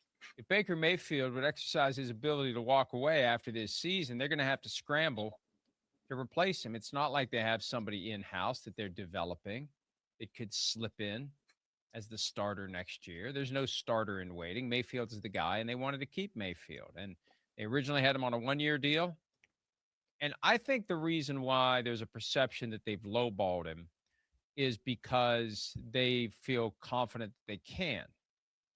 After the one-year deal expired, no franchise tag, there was no one clamoring to try to take Baker Mayfield away from the Buccaneers by offering significantly more than whatever the Buccaneers were offering. The Buccaneers, and I've said this for months, and it's still true, they believe that after this season ends, no franchise tag applied unless he's an MVP finalist or they get to a Super Bowl, and then you have to keep him around. You have to apply the franchise tag, even though it's nearly $48 million. They believe that they're going to offer him more than anyone else will offer. Now, whether he'll take it is a different issue. One of the first things I said when we crystallized that concept of the Bucs believing, push comes to shove, unrestricted free agency, no one's going to break the bank the way they would. Maybe he'll take less somewhere else, just as a prove a point. You had your chance. You disrespected me. I'll go somewhere else where they're offering me less because F you. You didn't pay me when you had the chance. Every Walmart Plus member knows free delivery means unexpected guests of any size are not a problem. Carl looks like he can eat. He's a machine. This is why I'm a Walmart Plus member. Groceries delivered free today. I see you, Carl.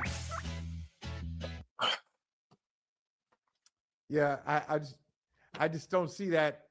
I don't see that market there for him.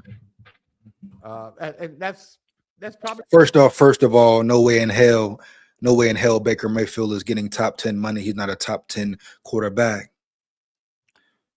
But as far as man, bro, this is very deep here.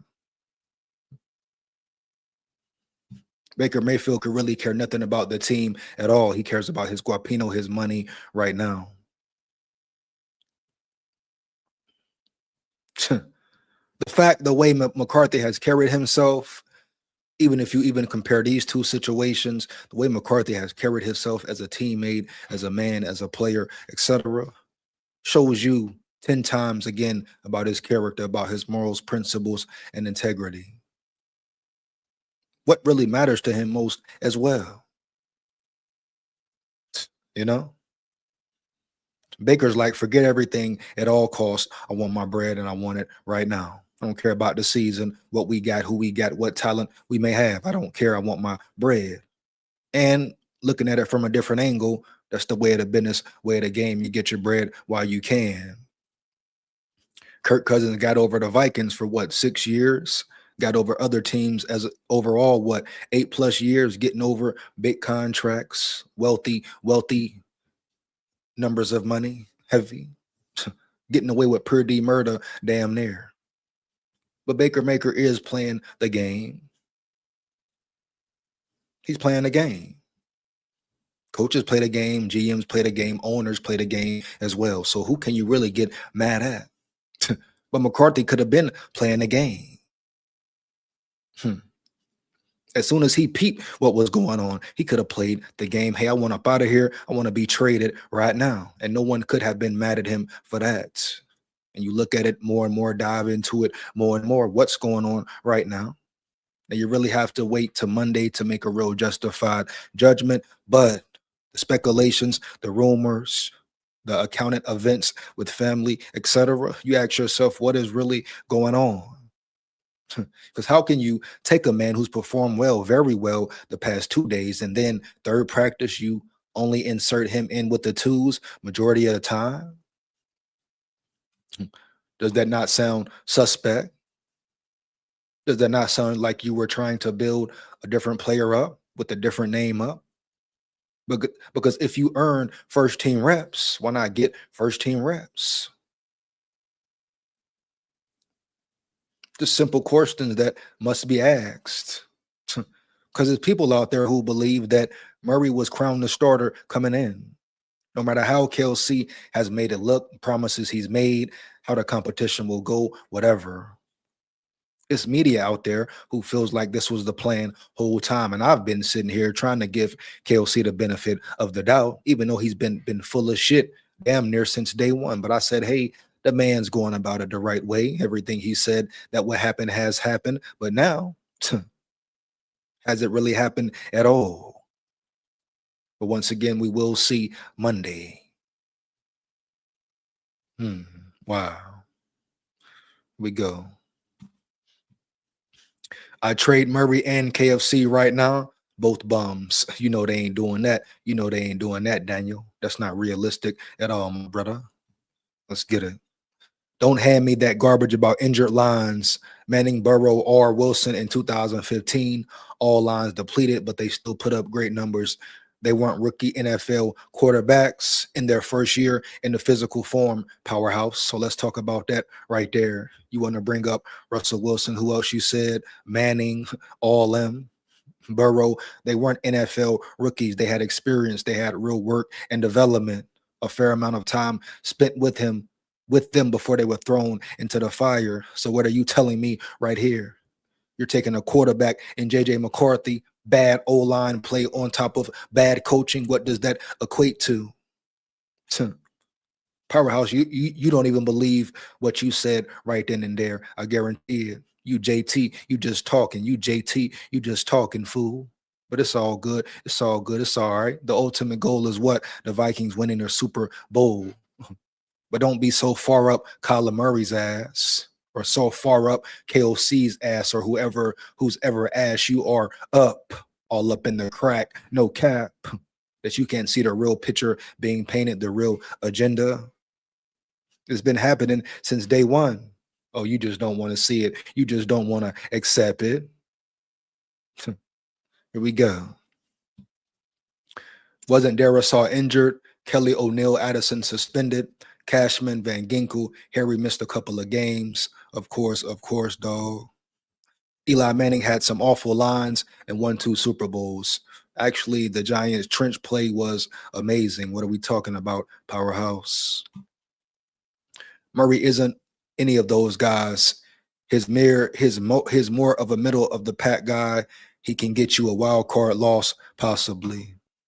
My thing is, whoever Murray is, Murray may be or not be, where is the fair opportunity for JJM?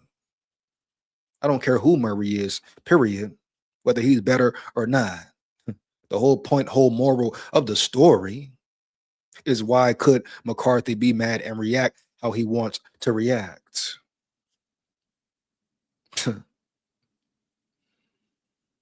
If he's mad, he has every right to be. Straight up.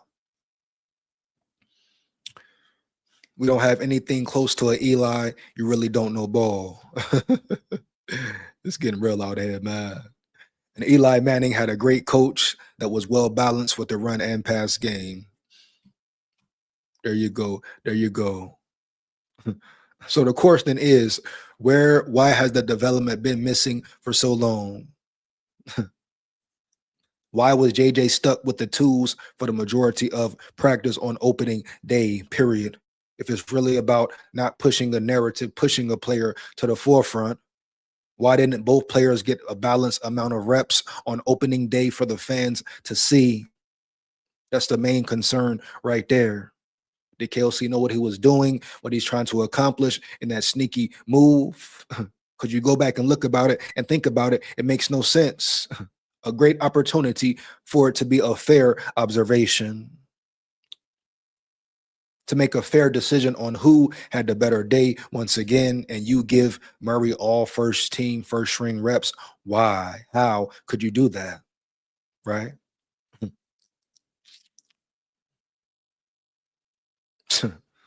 It makes no sense when you think about it. It doesn't add up at all. Here we go. Tom Coughlin, look that name up. Big facts, no cap. Big facts, no cap. Here. What the Bucks are looking at. Mike, do you think it is, this is a silly question, but I'll ask it anyway. Is it all about the money? All money? In other words, if they offer him, they paid him like a top 5 guy, which they wouldn't do, but they give him top 5 money for 2 years, would that be disrespectful? Or is the disrespectful path that it's for 2 years and not for 4 at, say, mid-market money? What do you think is more disrespectful? Is it the number or is it the length of the deal? Given the way things are going in today's NFL, the number is the larger issue. But this gets back to, and we're going to play more from Baker Mayfield, this gets back to the question of how you treat a franchise quarterback. If a team thinks it has a franchise quarterback, right, it doesn't offer a 2-year deal. Right. And hold up. That's and in McCarthy's case, if you think you have your guy at quarterback, if you think you have the best man for the job, you give him full energy. You give him all your attention.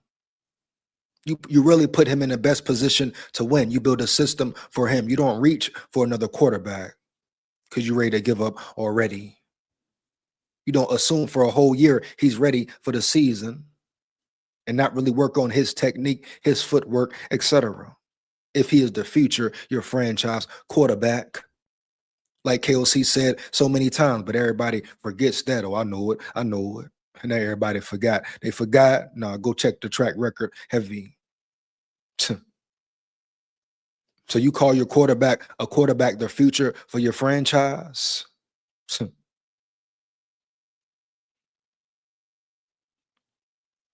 But you don't give him your all when it comes to making him better. Doesn't add up. It never has added up. So maybe the whole KOC didn't want McCarthy, doesn't want McCarthy has been true from John. That still gives him no right to not put all his effort into this man here. Do him dirty like he has done him dirty for 2-3 years. He foul as hell, real foul play. And then people just sit back, oh, the Minnesota way, say nothing about it. Oh, he can get away with it. Oh, it goes on. Murray goes somewhere else, plays for somebody. No one says nothing about it. Don't mention it at all, like it never happened. I tell you, boy, I tell you, the world we're in. Here we go. The Vikings way. No one can honestly, convincingly say and be convicted when they say it. Hey, KLC has really gave McCarthy his all, like he gave Kirk Cousins his all, Sam Darnold his all, Kyler Murray his all, Nick Mullins his all, period. You cannot really say that, and that's a major conundrum, period. A conundrum then and conundrum now. Right? So now it all makes sense why they've been portraying McCarthy as the scapegoat, as the main problem. Because at the end of the day, whole time, they've been wanting to replace him, period. And they kept it in, held it in for years upon years. But it always finally comes out. You hear me? Heavy. Now when it benefits them, when it's convenient for them, they want to bring certain things up or say certain things about McCarthy. Understand me? You see what's going on, whether you like it or not, whether you accept the truth or not. My thing is, how could KLC sit up there and try to fool the people again? And he speaks of being a man of integrity, a man of morals and principles and morality. Heavy. But you're sitting up here straight lying to the people like it's nothing. They just move along, go along, go along. He said nothing here. We've seen nothing here. Are you kidding me here? For real. And you sit back and we sit back and wonder why in the hell the Vikings haven't won a Super Bowl yet. I'll tell you why. You hear me? Heavy. Ain't got nothing to do with no motherfucking curse. Hell no. It's because they dirty early. Minnesota get real dirty bird type shit. You know it. I know it. Just look around in the boogie downtown.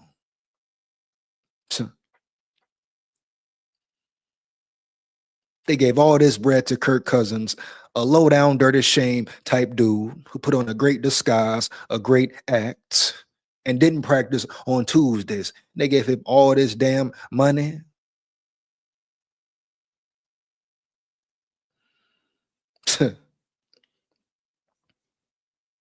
And he gave you nothing in exchange, not nothing. What, one playoff win that the defense won you on top of that? They didn't win that. They didn't beat the Saints because of Kirk Cousins. And you saw what happened the following week versus the Niners while Mike Zimmer couldn't stand Kirk Cousins' soft ass.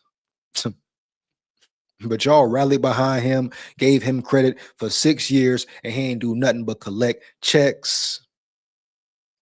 And this true competitor, true warrior on the field, McCarthy, come in, give it his all, bad technique, whatever. And you ready to throw him away and throw away the key. And you got to be playing real. You got to be playing right here, Jack. No cap. You hear? The telltale of it all. You understand me?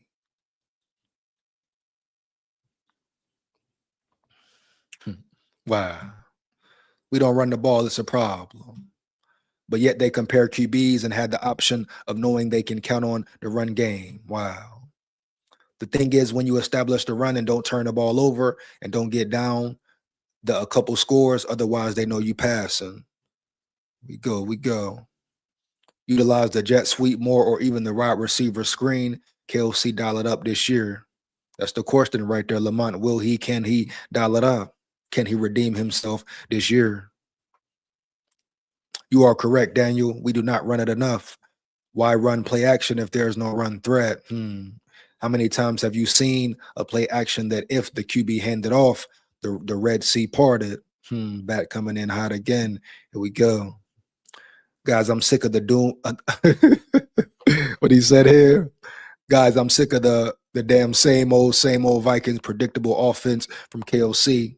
It doesn't work with the Wills. And rely on what he said, and rely on to get the same type of mentality. It comes from the grit of the players. Yeah, a couple words way off there. You hear me, Daniel? Here we go. There's still Kirk fans that want him back. How crazy is that, right, Bat? Come on, man. Wow. How crazy is that, man? You can really say you want Kirk Cousins back? Really, though? Let's get back to it, man. Part of the overall picture that you paint in a contract offer. You're falling all over yourself to keep this guy as long as you can. He's a franchise quarterback. Not let's do a 2-year deal and then we'll see where the market is.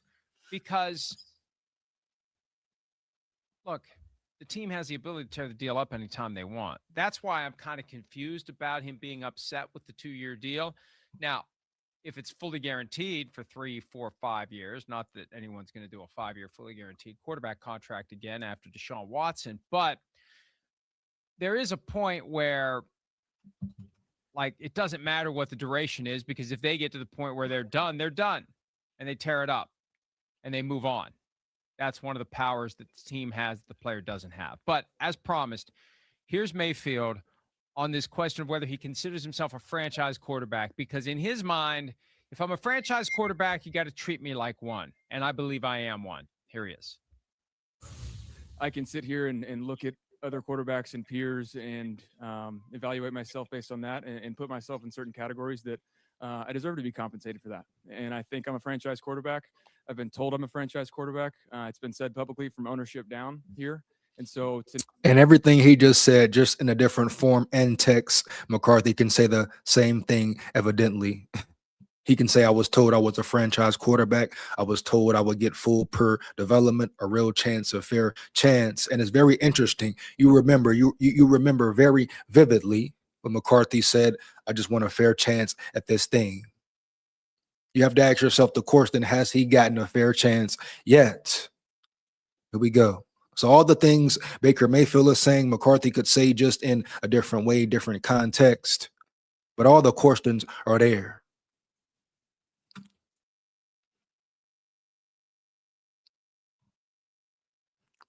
not have a deal done is very disappointing, but I said the deadline was a deadline.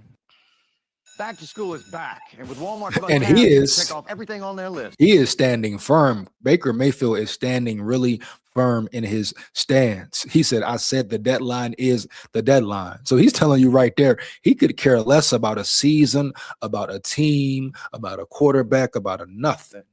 He said, I said the deadline is the deadline, like it or not. And he's not budging. Like I tell you, McCarthy, wrongdoings from his head coach or not, he still shows up and competes, still shows up and does his job. No crying, no complaining, nothing. Even while being thrown under the bus, so to say, he comes in and works and works and works, period. You know it, I know it. So what are you telling me right here? It's per the murder that KLC is getting away with, period. Let's get back to it. Wow. Even a Huntrix backpack? You tell me. With a fit this sharp, they could cut the lunch line. All this? All at Walmart prices? Who knew? Knowledge is power.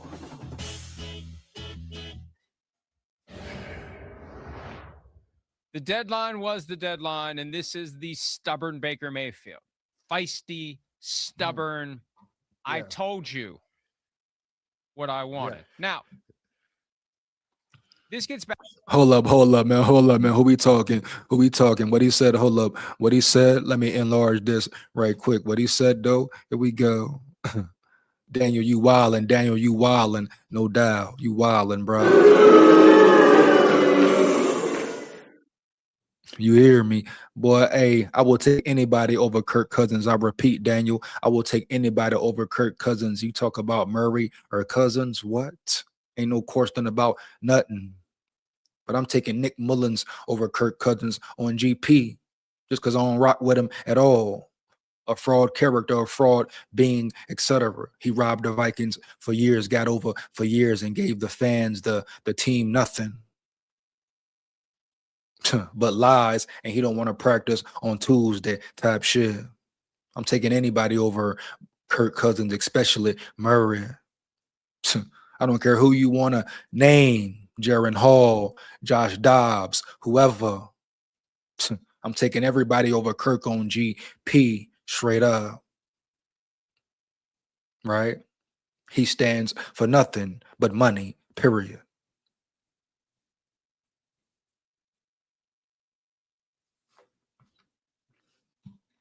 We go. Y'all do realize that if JJM leaves, he'll win a Super Bowl before the Vikings. He will become that dude. And matter of fact, I might transition to that team, period. Might be a whole new team channel if that's the case. Matter of fact, if it is some foul play with McCarthy and he do leave, like I say, this close to changing it anyway. So like I say, might just rock with the team McCarthy is on. I might be one of them. I roll with the player, period. Like I say, it'll be different if this was fair ball across the board, but so many questions, so many unanswered questions. You know? And that last practice really said, hey, once you sit back and think about it, like what is really going on? You have opening day, everybody's in the building, everybody wants to see, you know who they came to see, and you give Murray all the first team reps. And you give McCarthy some on the back end. What? Huh? That makes no sense at all. Somebody, if you can try, make it make sense. Opening day sold out. It should be split right down the middle. Fair ball, square business. Heavy. You know it. I know it. Huh? But you telling me McCarthy only gets second team reps? Most of the time, not all, but most of the time. Come on now, looks to me like they're wanting to push someone forward in the forefront. Oh yeah, bitch, yeah. Here we go. Say not sure about that, Daniel. At least Murray hasn't stuck us up for big money. Oh, never taking nobody, never taking Kirk over nobody, bat. I don't care who it is, period. I don't care if you say damn Phillip Rivers, give me Phillip Rivers all day, all night. Show you right. Here we go. He needs a good year to secure a new contract. That's it. And Murray doesn't do read 1, read 2, read 3, check down, then run. Kyler will read 1, and I'm scared. Let's run. See, there's so many things we don't know about Kyler because I ain't going to cap. I may have seen Kyler Murray play 3 times, like I said, in numerous lives. I'm not going to sit and act like I know about Murray and Murray's game and Murray's ball. You understand me? Heavy. But I do know about J.J. McCarthy's game and ball. And I do know who Kyler Murray was with the Cardinals. I do know his questions about his leadership. Other quarterbacks have even spoken on it, etc. I do know Sean Salisbury broke him down to a T, damn near heavy. So that's all I'm saying right there. But you do know the talent McCarthy has and how he has received the lack of attention from his head coach. And that's just facts right there, per bottom line to it. Here we go. Let's get back to it. Back to something that Chris and I were talking about the other day, Michael. And I think the core of the problem here is Baker Mayfield is pointing to other guys that he thinks aren't as good as him who are making in the mid-50s. Whether he's right or wrong. Isn't that what everybody does? Florio per se? Doesn't everybody look at the field and peep the scene and say, hey, I'm better than him. I'm better than him. I'm in the top 5 here, top 5 there. Isn't that what Jonathan Grenard did? Matter of fact, with the Vikings, Florio? Everybody's comparing to a player, comparing to this situation over here. How much he got paid, how much they got paid. Right? That was the whole thing with Jettas with the Vikings. How much he gonna get? Will he be this highest paid receiver? So everybody's comparing numbers, comparing positions. That's the business of it. That's how you get fair play, fair pay. So can you blame him for saying, hey, I'm better than him, I'm better than him, I'm better than him? No. Trevor Lawrence? I mean, Kirk did the same thing and he wasn't better than nobody. Hell, you telling me around here. Here we go. Brock Purdy, Jordan Love. I've accomplished more than any of them. And you've been paying me peanuts the last 2 years. That's part of it too. You've gotten a bargain here. It's time to pay the piper. And from his perspective, it's very simple. My performance compares to the performance of these other guys that are in the mid-50s. The market is the market. And then that's where you go. Is he being honest? Is that true? And once again, am I giving Mayfield top 5 money? Probably not, but I'm not going to sit here and act like, oh, I know who Mayfield really is as a player. I know he's a real dog, a pure dog. He puts it on the line every time. I know every time I see him play prime time, whatever, he got that killer mentality. He got real skills, real leadership, etc. You know? But what he need to work on and not work on, and why the Bucks would or would not want to pay him, or the stats real, it's all questions right now. But his worth is his worth. But my whole point, once again, for doing this here, showing you exactly why McCarthy could feel away. Of course, it's all in different contexts off the rip. But the way Baker is mad and feels like things have been done erroneous, McCarthy could feel that same exact way. You know?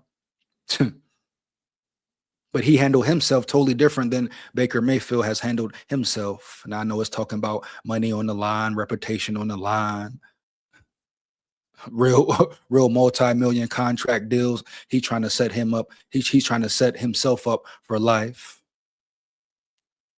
So I understand it. I get it. But McCarthy's been rock solid from jump. And you telling me the Vikings don't appreciate that? KLC, the fans, etc., don't appreciate that? What he said? Imagine if McVay was our head coach, the real guru of the tree, what he'd do with JJM. Well, he would love to have JJM. Kyle Shanahan would love to have JJM, period. Every coach in the world would love to have JJ McCarthy. And watch how they would work with him, build a system for him. We go. Murray will want $50 million next year. What are you saying he's going to be? Kirk Cousins 2.0? Man, dog. Man, here we go. Crazy work here. Crazy work here. For real. Let's get back to it. F you, pay me. The team's perspective is just because these other franchises. And just like Baker Mayfield came out and said, hey, F you, pay me. McCarthy could have came out and said, hey, F you, trade me. I'm not being treated fairly here, etc. I want to go right now. Hasn't done that at one time. Have done stupid deals. We're not going to do one. We're not doing that. We're not giving you that because that's dumb. And we aspire to not be dumb. We aspire to not do dumbass contracts. And exactly. Many don't realize there's be there. But I just can't. I mean, what have we come to? Anyway, what the hell are we talking about? That's the core of it. And I'd like to think that Baker Mayfield can understand that. Instead of going Veruca Salt, understand why the Buccaneers are doing what they're doing, that they have a business strategy to why they're doing what they're doing. And it's not a disrespect. It's not undervaluing. I mean, how can you not call it undervaluing, Florio? They don't want to pay the man what he's worth, allegedly. So how is it not undervaluing per se, Florio? You have to make it make sense, please. See, this is the point in time where questions come in, the whys come in, etc. Now, he said, it's not disrespect. It's not undervalue. What is it? I don't care if it's just business. It's respect in business per se, right? You can still have integrity in business if it's fair play, fair ball. But you're telling a man he's your franchise, he's the future, but you don't want to pay him franchise bread, future bread, vice versa. McCarthy, you telling a man, oh, he the future, he's the guy, but you don't want to put real working time and effort in with him. You want to bring another man in for the job. You want to hold him back off the rip. You didn't want him on GP. So what are we talking about for real around here? Different scenarios, but very similar actions, dog. You hear me? JJ McCarthy technically could have been asked for a trade, especially before the draft, Super Bowl weekend. Everybody talking cap, talking this, talking that. Players up there talking at the side of their neck. So it's a lot that's been going on behind the scenes, and we've seen only just a little. Have you even really touched the surface? Here we go. Their honest effort to solve the problem. And there's a disagreement, and that's fine. But I highly doubt that the Buccaneers decided to piss off Baker Mayfield because they know what happens when you do. And so there's been a failure here of communication, a failure of negotiation. Well, it's simply put, Florio, they don't want to pay him. They don't want to pay him, obviously. Once again, JJ McCarthy. I'm going to compare everything to JJ McCarthy. Let me know how you feel in the chat for sure. They said they would pay Mayfield. They said they would work with McCarthy, put him in the best position to win. KOC would give 100%, 110% effort to make sure he's good. None of that has happened at all. Hasn't happened once. They want to make it look a certain way right now when it's convenient, when they damn near have to. Oh, we're going to make it look like a fair battle, make it look like fair competition. Then really behind the scenes is something else going on, Jack. No cap. How can you tell me this is not wrong by every angle? Oh, yeah, oh, people are biased, nut riders, etc. You know it. I know it. But you can clearly see whatever you are, whatever side you may stand on. You see the truth. You see the facts. Problem is the world don't like facts. People want to ignore the truth and facts, period. Especially when things look a certain way per se. You know it. I know it. So tell me the wrong thing here. Who's wrong here? Who has got the short end of the stick here? Period. And go from there. Yeah. We know exactly what's going on. You know? Exactly what's going on. Here we go. And this is what happens when you piss off Baker Mayfield. And, you know, when you acquire a quarterback, Michael, you take the whole person. Yeah. And I've advocated in the past when he was available in 2024, hey, Vikings, forget about bringing. What he said, JJ would be a good fit with the Jets, a young up-and-coming team with a good coach in Aaron Glenn. Aaron Glenn, solid coach, definitely. With the Jets, I don't know. You talk about offense. Are they offensive-minded? Could the development really be there? You know, but hey, anything new may be different good right now. Bucks about to get buried by Carolina. Here we go. Whatever happens, this looks like a very talented team. Of course. Of course. Know what I mean, bet? If Murray wins the job, right there rooting for him, cool, bet. Go win, brother. Go win early, period. But if it's still foul play, the foul play will be mentioned off the rip. Because the way this is going, the direction it's headed, how it looks, doesn't look right at all. Here we go. But you damn right, Bat. Go win. But I tell you right now, man, you know what? We'll do it. Here we go. Bring back Kirk Cousins. Forget about Sam Darnold. Forget about drafting. Baker Mayfield. He went up there week 1 of the 2023 season and beat them. Start the year. Fancy throwback uniforms the Vikings had on. Didn't matter. Drops a shoulder. But you got to take the whole person. And if at times the whole person's going to be kind of a pain in your ass, and, you know, there's already a suggestion from JoeBucksFan.com that maybe Mayfield is not telling. You see, though, Bat, it's obviously evident they don't want to go with McCarthy. Is that what it is? Of course, that's the thing they should do. That's what you should do. That's what most teams yearn to do. Find a rookie scale deal, move on, build a team around him, be successful. But obviously, they don't want to do that. For some reason, KOC just can't handle or doesn't want to handle or try with McCarthy. You understand me? It's what it is right now. Here we go. Let's get back to it. I told you what I would have done. I'm putting all effort into McCarthy this offseason. I'm canceling everything. We're zoned in, locked in together. He wouldn't have had to go work with a John Beck to get right. He could have stayed right there in Mini or wherever. Boom, we finna get right. But it is. He said, hey, where's Loco with the updated info? That's what I'm saying, right? Shout out Loco, man. Hey, he came with it last night, some real information. You know, we need the real facts, the real truth bombs around here, for real. Shout out Loco, though, man. Here we go. SKOL VIKES. That's word. On the truth, the whole truth, and nothing but the truth about the negotiations, which would be the predictable response by the Buccaneers, right? Sure. We didn't, you know, Right. he's got his facts wrong.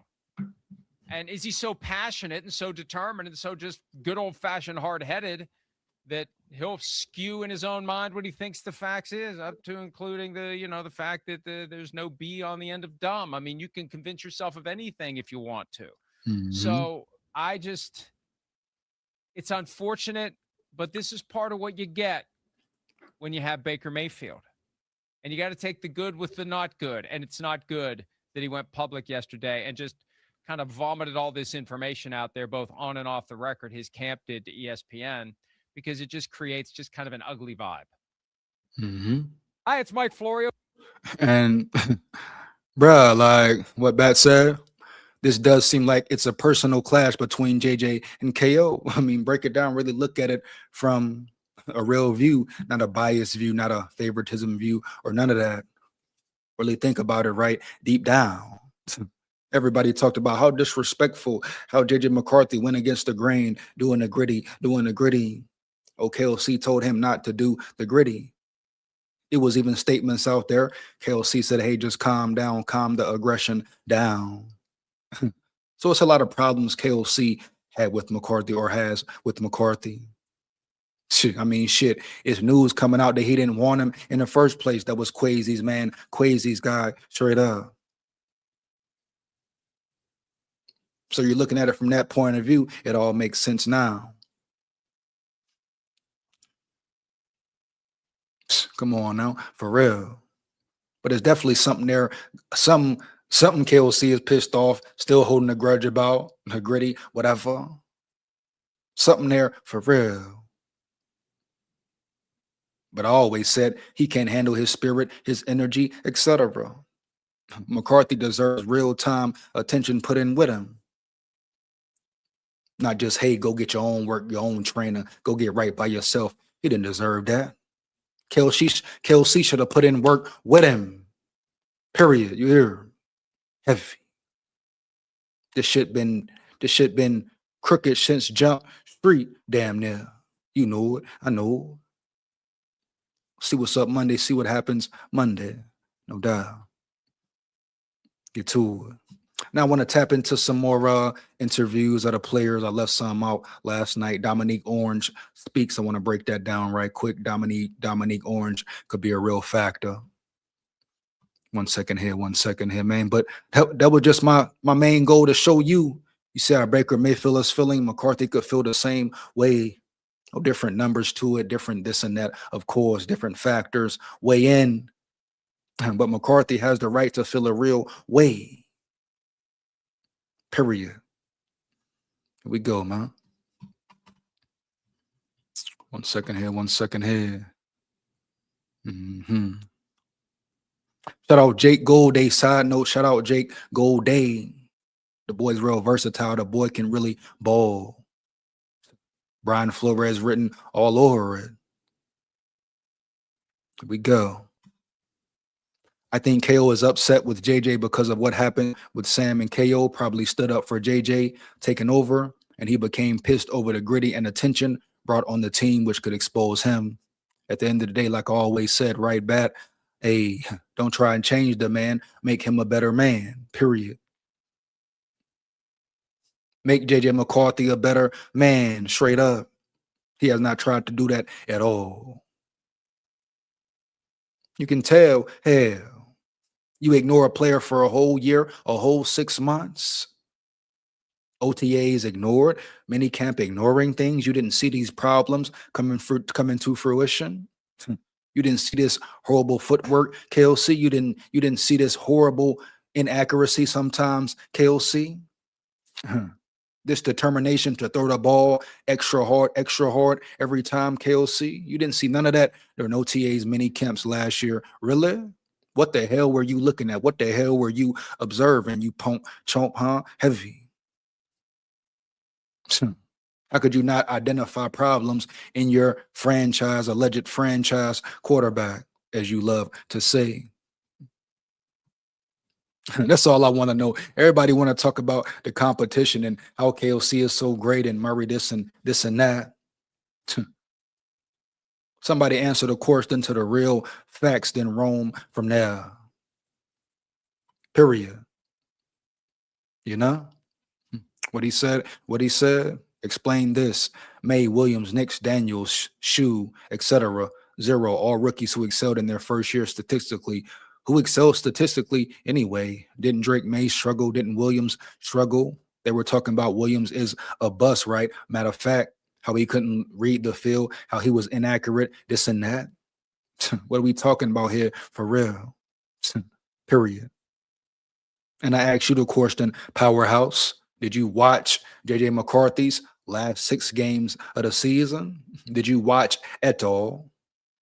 Or you just JT, you just talking, Jack, no cap. You know? He talking about May and Williams and Knicks and Daniels. Didn't they all struggle? Did any of them have to miss a year due to injury, miss a year? Huh? We go. None of them had the weapons McCarthy had either. Case closed, I win. No, you don't win. Matter of fact, you have no point or no case at all. You know what I mean? You want to compare players, you want to compare coaches. What coaching did McCarthy have? You want to talk about how many balls were dropped by McCarthy's receivers, etc. How many times he threw dimes on the field and Jettas dropped the ball, Addison dropped the ball, Hawkinson, the list goes on, dropped the ball. You want to talk about how many times his head coach, KOC, put him in horrible situations to perform. We don't want to talk about that though. Right, I get it, I know it. You want to talk about the Atlanta game, destroyed. Offensive line smacked around the field. Green Bay game smacked around the field type shit. You want to sit here and say confidently it's all McCarthy? You out your mind, Jack. No cap. You hear? Look at the stats. They were all great for the first year. Man, boy, bye. Hey, let him know, Bat. Let him know. Here we go. Yes, I watched JJ. I wanted him to succeed. The fact he couldn't pass a touchdown against the third stringers of the Packers shows he's not good. Are we goofy here? Are you kidding me here, Powerhouse? For real, Jack. No cap. You hear me? Here we go.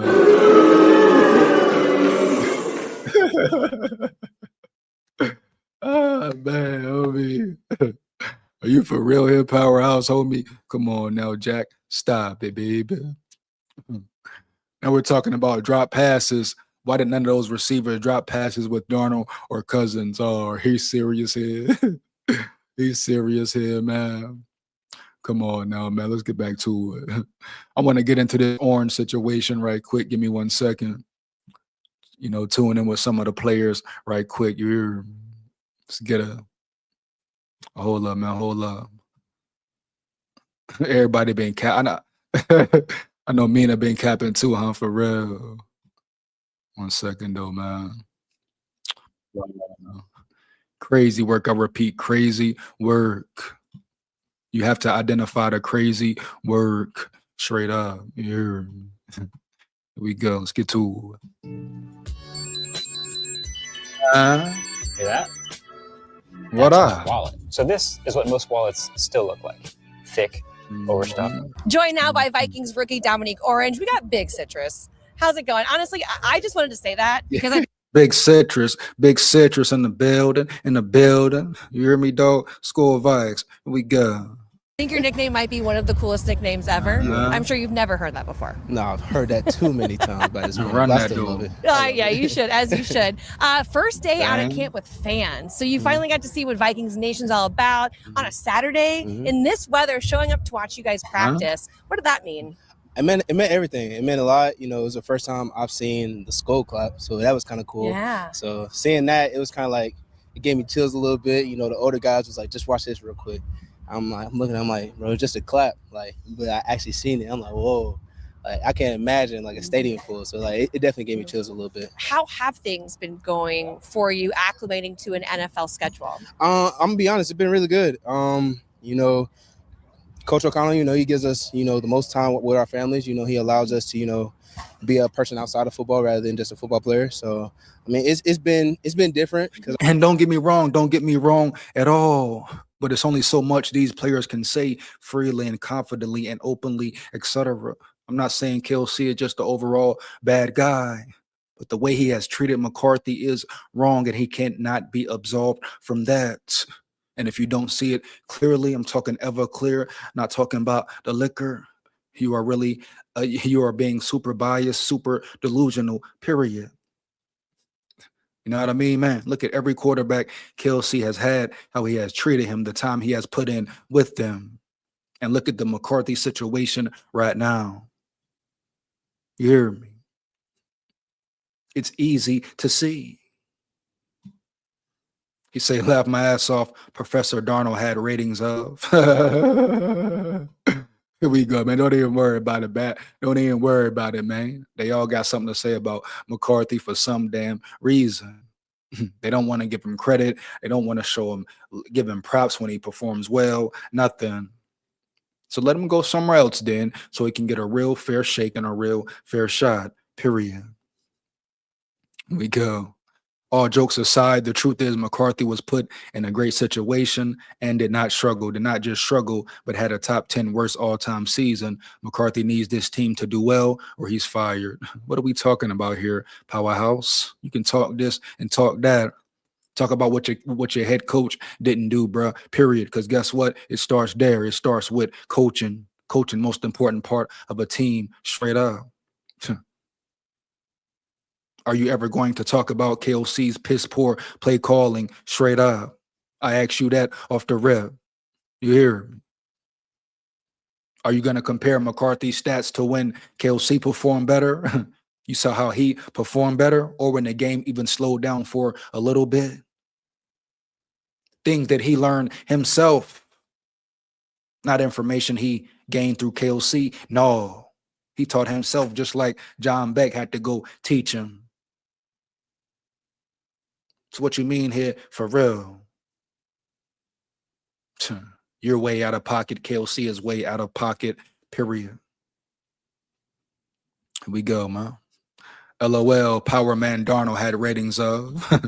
He said, fire KLC. Shout out Dark XP in the building. Dark XP in the building. What up, my brother? SKOL VIKES. Here we go. Hey, as far as KLC should have been out the door with fire with Quasi. Dark XP. He should have been out the door with Quasi, baby. Period. You know it. I know it. But they had to pick one. You understand why they had to pick one? Here we go. McConnell just had a 14-win season and turned Darnold into a superstar. Give him some props. Who you talking to right there? I've been giving props to Seattle. The Minnesota Vikings Seahawks connection is real, for real. I'm the one who said McDonald. It's McDonald's era now. It's the McDonald tree now, period. You better go check the records and check the facts and stats, my boy. He talking about give McDonald his credit. Man, you damn right. He a dog. You win a Super Bowl in 10 years. I mean, in 2 years, guess what? It's the McDonald tree now. Kubiak tree now, etc. No way around it. You know it. I know it. And guess what? Also, Powerhouse, the McDonald tree has smashed the McVay tree. I repeat.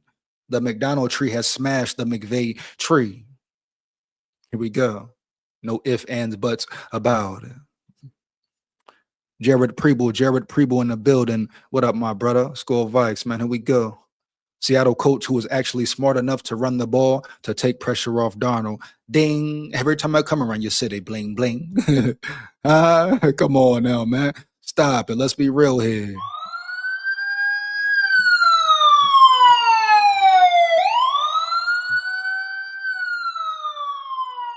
Come on, man. For real. Be real here. Shout out Jared. Shout out Jared in the building. SKOL VIKES. Here we go. Darnold had the following ratings. Darnold had ratings of 48 versus Jacksonville, 50 versus the Jets, 55 versus Lions, then get sacked 9 times versus Rams in the playoffs. You said sacked 9 times. How could you even blame Darnold for that per se right there, Bat? Any quarterback gets sacked 9 times, it's a wrap. It's a Rizzy, straight up. Patrick Mahomes had no protection, and he looked like a below-average quarterback versus the Eagles in the Super Bowl that year. You got to protect the quarterback. You must be protected. Wow.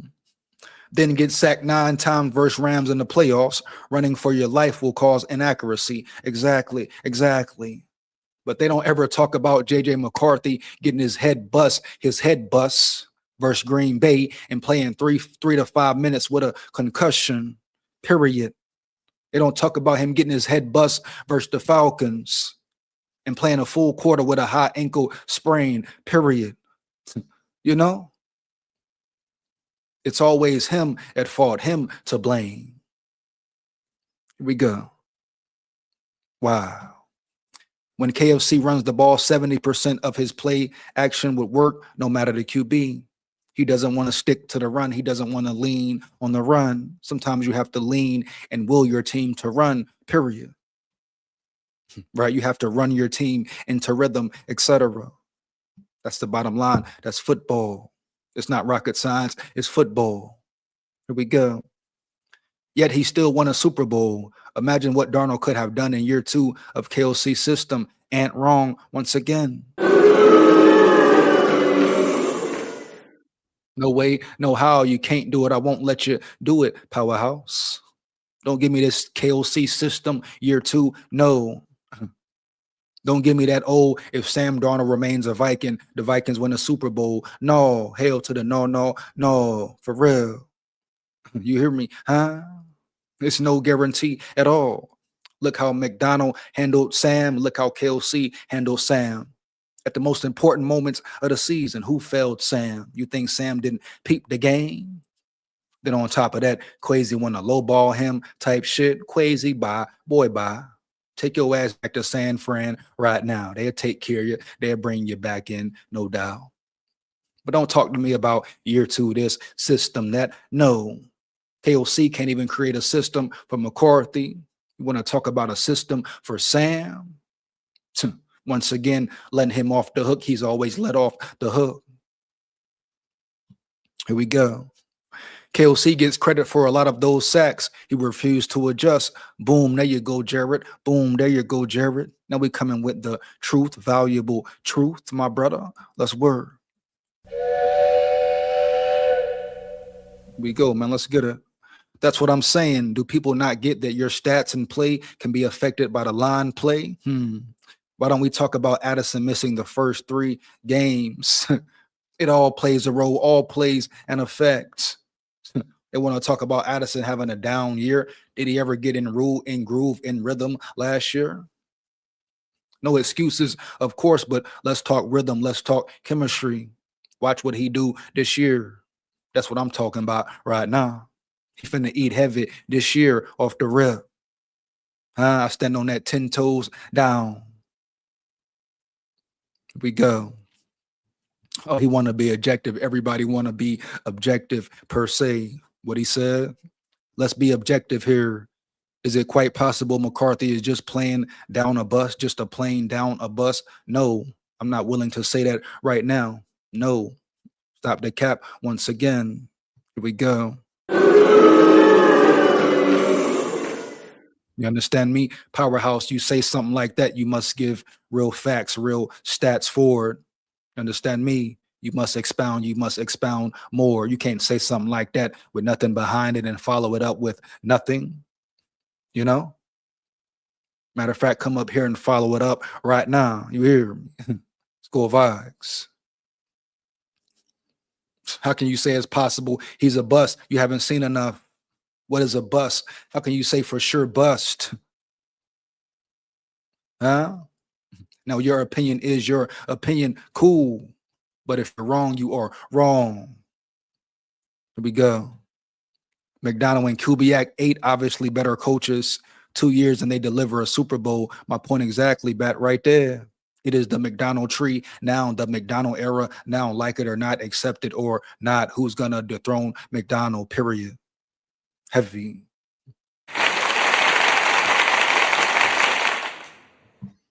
Understand me? Here we go.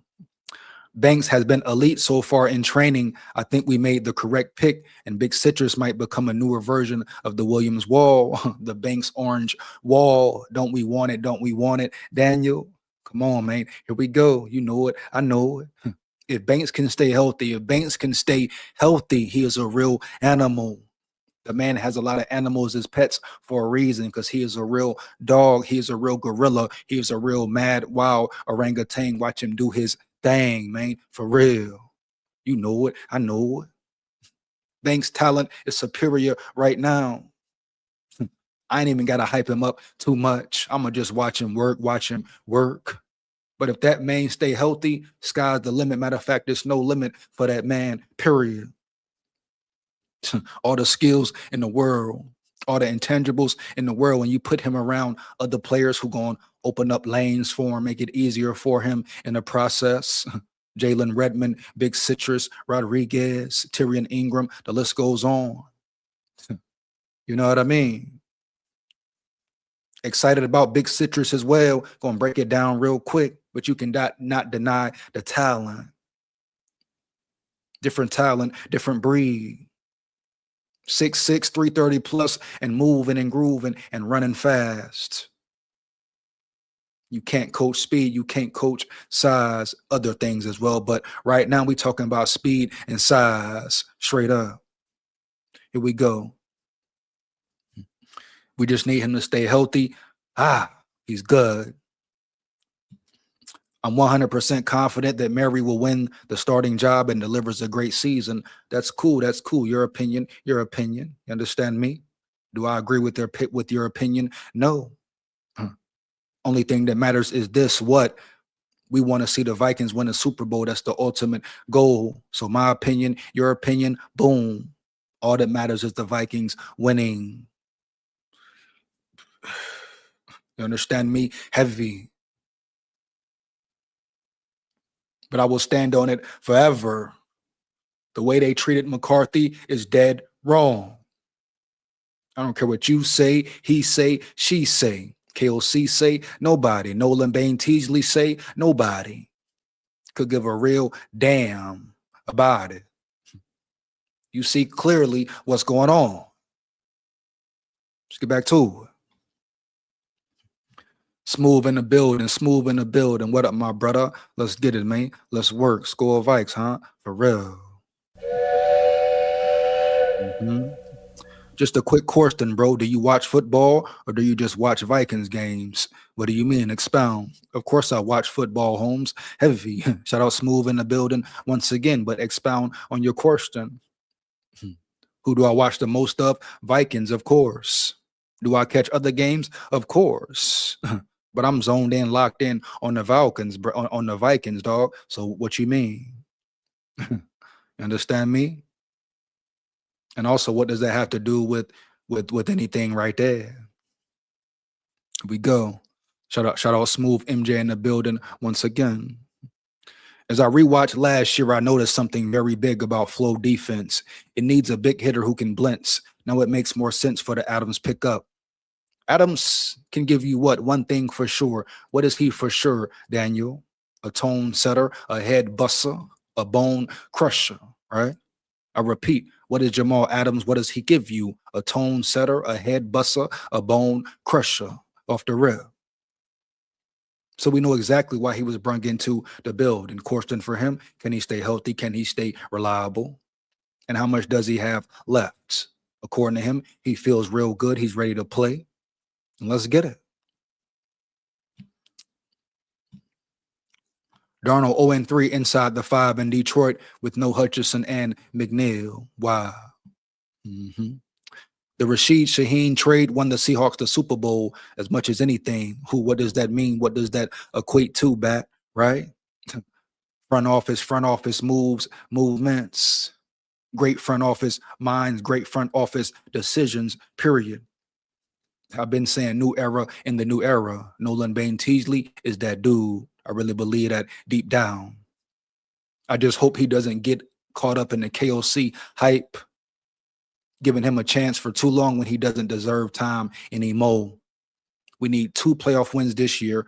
No way around it. No debating it. No questioning nothing at all. This is year 5. You ain't got 1 playoff win yet. So guess what? Right now, we need 2 off the rip. Only way you can feel satiated at KLC retaining his job. You know, here we go. Let's work. And Cap in the building, and Cap Grand in the building. What up, brother? SKOL Vikes, here we go. In the building, here we go. I wouldn't put that much into these last practices. I would wait till tomorrow when the pads come on. Big facts, no cap. Because that's when the pressure really comes. That's when real football begins. Hey, real talk. Where the sirens at? Matter of fact.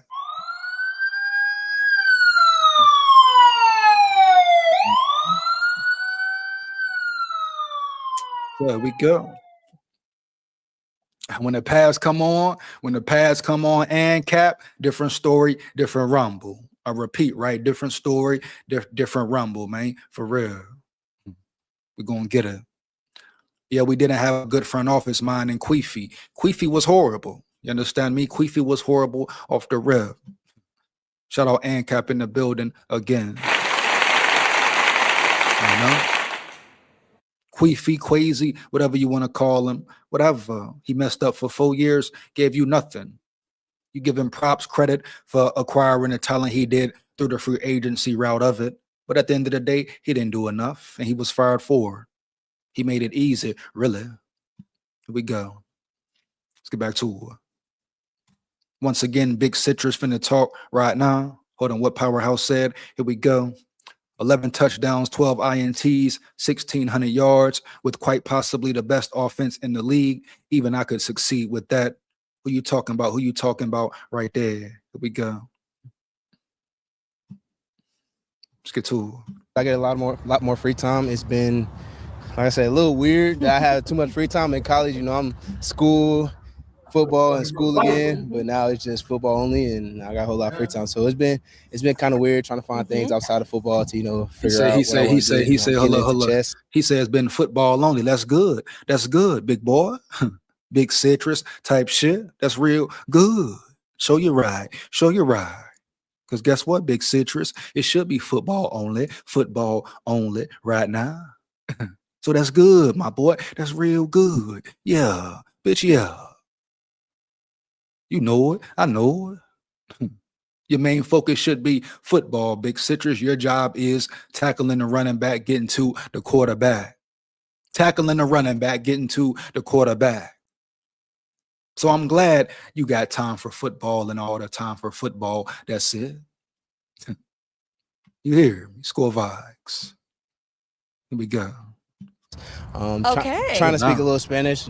If you ask me to speak something right now, I ain't got you. Yeah, just that right there, you know, stuff like that. That's that boy wild. That boy wild boy. Yeah, there we go. Right. I mean, you're a professional now. This is your job. And how he said, yeah, I'm learning, but I ain't finna say nothing right now. I'm learning though. Let's get it. Does that change the way that you approach practice every day or meetings every day? I approach it like my mom approaches every day. You know, I gotta wake up. Somebody gotta pay the bills. So at the end of the day, you know, respect to his moms with the mentality she had, she gave him, etc. Here we go. SKOL Vikes. Let's word. Provider now, so my mindset is people are trying to take the food off your table. Go do your job like they pay you to do. So that's kind of my mindset.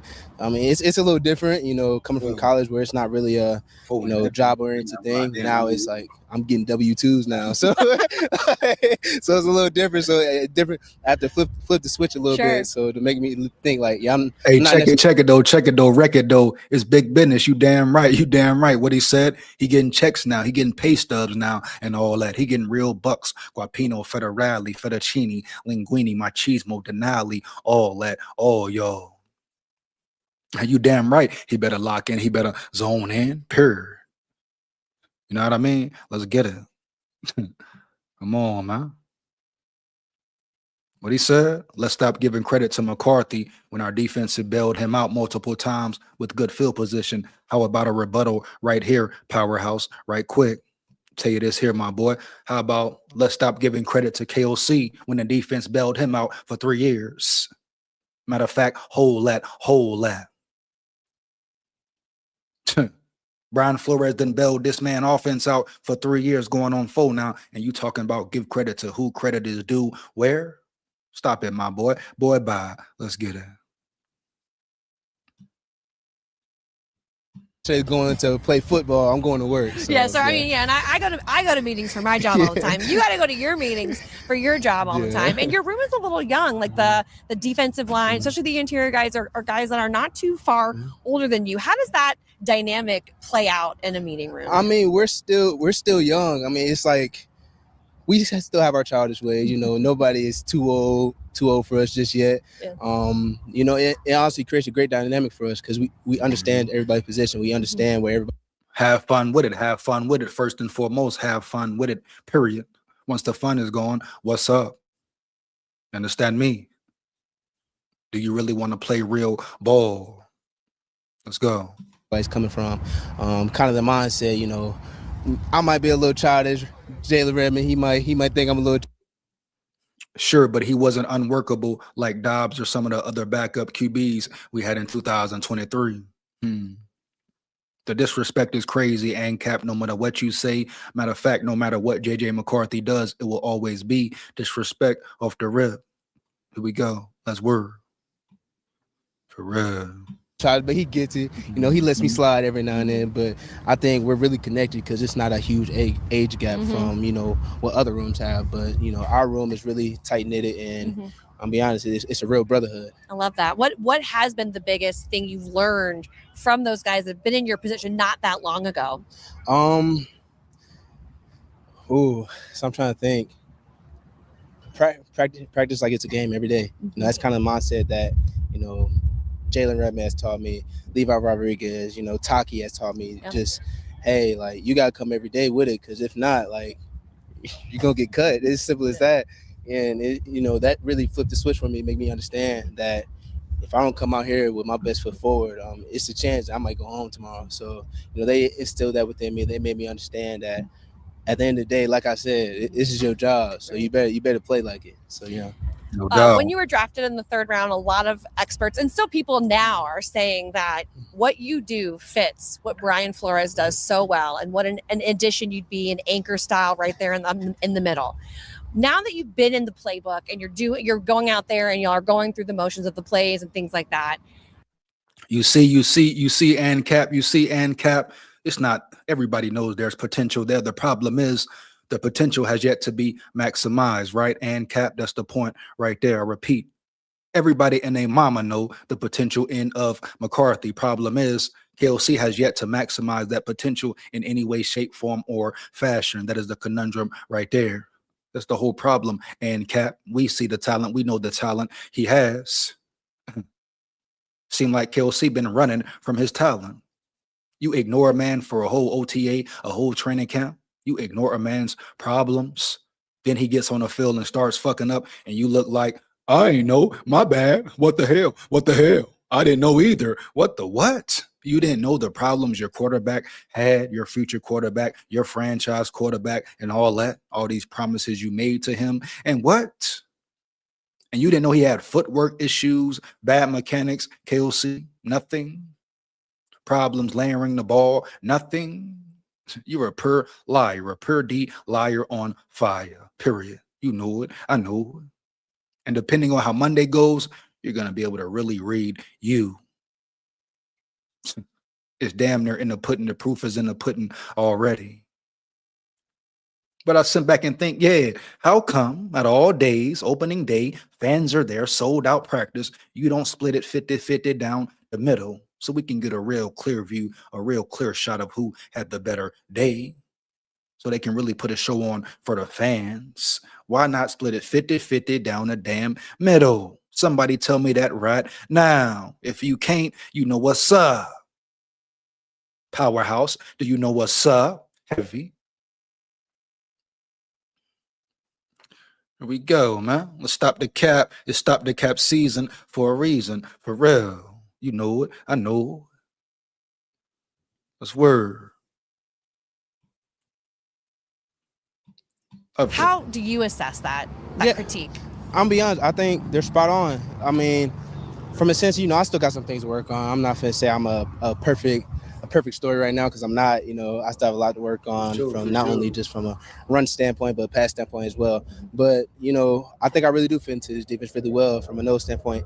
Just a matter of where he wants me, the movements we do, the blitzes we do. It's just like it's not too much of a drop off what I was doing in college. So they was right. I'll be honest.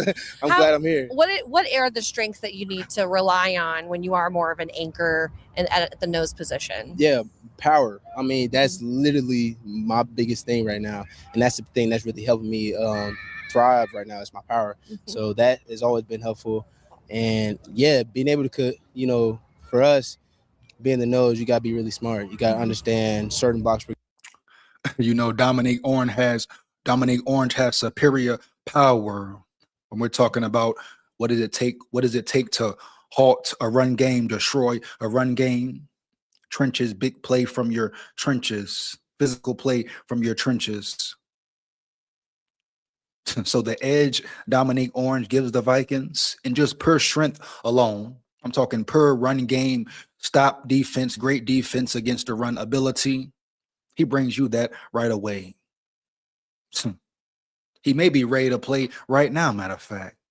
So you're two rookies who may be ready to play. We know who Banks is already. There's no questions about Banks, even his energy, his demeanor, etc. He blends in with the men.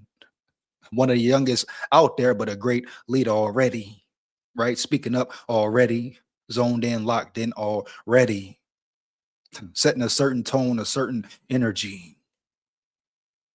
You understand me? So this is what you want right here. Different dynamics with both players. Caleb Banks can do it all. But Orange is a great run stopper. That's his specialty, where he's an expert at. Man, so you got a great blend across the board. Not to even mention the veteran players you have in the building. I've mentioned them already. We go.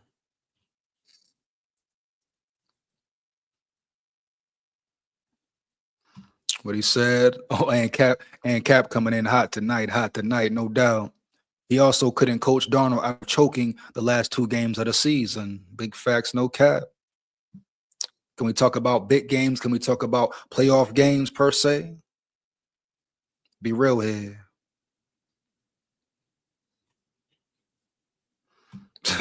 So you want to say Darnold so great? Then why did he choke those last 2 games? A lot of it had to do with his head coach and his offensive line poor play, but Darnold as well, panicking, running backwards when he shouldn't have ran backwards type shit. But you saw how quickly coaching changed that. And Cap, right? McDonald got a hold of him. Kubiak got a hold of him and said, we're going to do it this way. We're going to put him in these positions, those positions. And if we have to put the ball in his hand, we're still going to call the game a certain way that benefits him. KOC never benefited McCarthy until the last 6 games of the season. As far as development goes, building confidence goes, like he wanted to speak about his last presser type shit, he didn't do that at all. You draft a quarterback whether you wanted him or not, damn it. You draft a quarterback to break his confidence before his career is even really started, KFC. Y'all got me calling him KFC now. KOC, huh? You hear me? You try to break this man and his career from jump? If that's the case, you are full of shit, period. And I stand on that 10 toes down, brother, for real. I really want to see you win, but the way you handling this whole thing and the way you hide behind your smiley face and how you just get away with anything you want, damn near heavy. You just gonna rock it like that? Why didn't you split the reps down the middle? Why wasn't it 50-50 on opening day for the fans to see? I ask you that right now, KOC. Was it your ego? Was it your lies? Was it the fact you're full of shit, period? Opening day, any coach in their right mind, if we're talking fair position, fair competition, no narrative behind it, any coach in their right mind would say, hey, I'm splitting first team reps down the damn middle. I don't care the situation at all. The fans are here. It's sold out. Media's here. Let's make it real ball. And you couldn't even do that for this man here who you shitted on since he's been in the building. You throw him in there. You rotate him in later on with the ones at the end of the shit. But nobody say nothing. The media painted a certain way. They don't even talk about the reps McCarthy had at the end of the practice with the ones. They leave that way out. First thing they say, what is it? Murray shine. Nothing about McCarthy shining never. So let's stop the games and the narrative and the fake this and fake that and fake community of it all. You've seen how the community really is. You hear me? Heavy. You know it. I know it. They're trying to make this man the scapegoat. All for KOC's play. You know? But Monday, I'm telling you now, Monday, will things show themselves out there? Wow. Let's get back to it.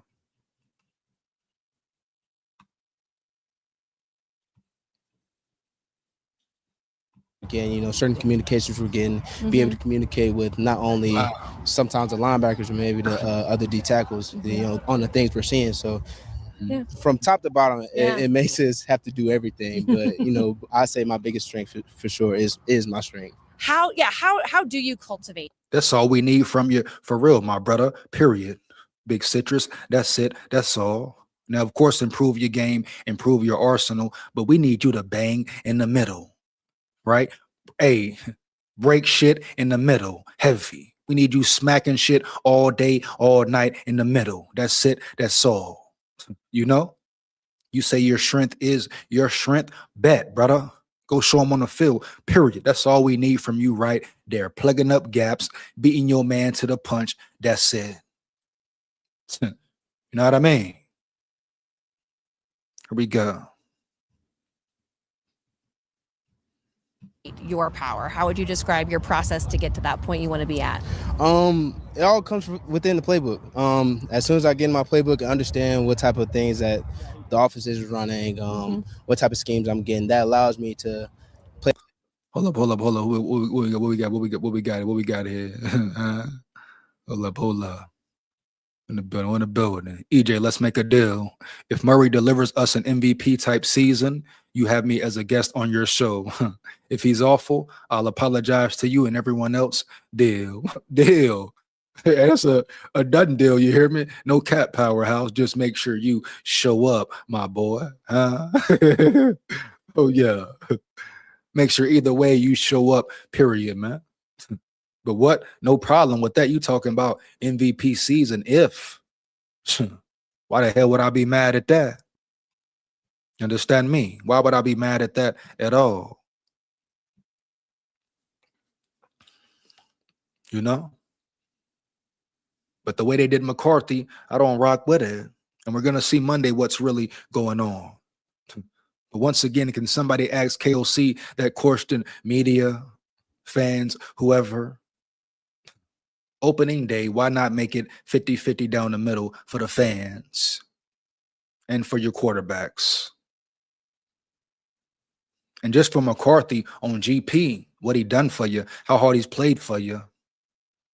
Shit, for real. Put it on the line, win, lose, or draw. You don't respect it though, KOC?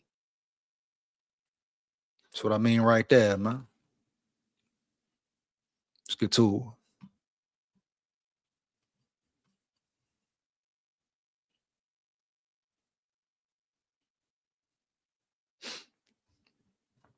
Here we go.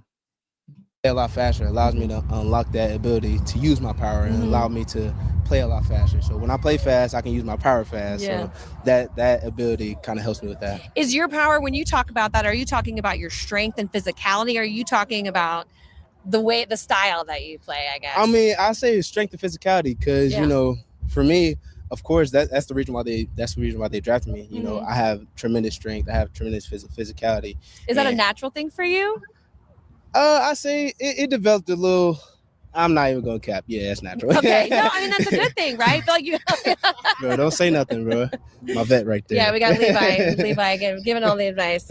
What do you think about this guy's power? We're talking about his Oh my strength and power. goodness, he's Is it freaking good? strong, son. I love to see it, man. He's just a sponge, Oh, asking man. questions Yeah. about ball. Mhm. We're learning, growing together, and it's I so love much it. fun. All right, reporting for Vikings. Good shit, man. Good shit. Real talk. You hear me?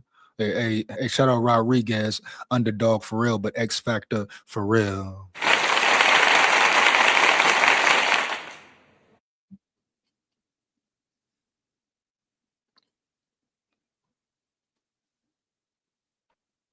Let's get back to .com. It's Dominique Orange. No, I'm kidding. No. No, that's awesome that you can always tell just how close you guys are. And there really is something to be said about having that natural talent. You belong here.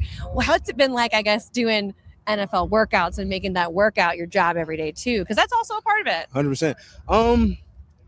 It's been a little tough. I'm not gonna lie. Yeah. It's been a little tough just because it's not necessarily college. Is more Mhm. power. NFL is more. We're gonna take care of your body. You know, we're gonna make sure your mobility is good. Yeah. Your ankle mobility, shoulder mobility, every mobility you can think of. Make sure that's good. So Yeah, a lot of attention to detail. 100%. Yeah. And that's the biggest thing when it comes to the weight room. It's, you know, like I said, college is more lift heavy, run fast, and not thinking everything else. It's here. It's right. every detail you can think of. Yeah. And that's the biggest thing for here. As Shit, college break it down, don't it? Ain't it? Break their body down, ain't it? Here we go.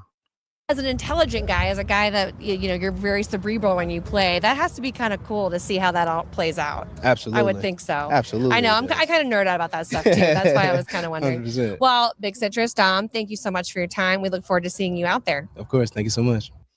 Shout out Orange. Once again, here we go, man. Let's get back to it. But definitely Orange, a big dynamic figure in the middle. You understand me? Can he translate? Will it translate to the game, though? You know? Check out Byron Murphy right quick. 1 second here, hold up. What he said? Rebel in the building, Rebel Quill in the building. What up, my brother? SKOL VIKES, here we go. Let's work. Did you see how giddy Purple Daily was for Kyler finally playing well versus second team defense with the first team offense? LOL. After they made every excuse for him being bad, dating back to OTAs. How you know they gonna hype him up, pan him up, man him up, push him up out there, etc. I mean, are you shocked? Come on now, Rebel. Come on now. You know it, Rebel. You know how they get down, Rebel. What you expect from them? They on his nuts heavy, right? Right. This is the main narrative, main agenda being pushed. It seems like McCarthy is being pushed out of the picture.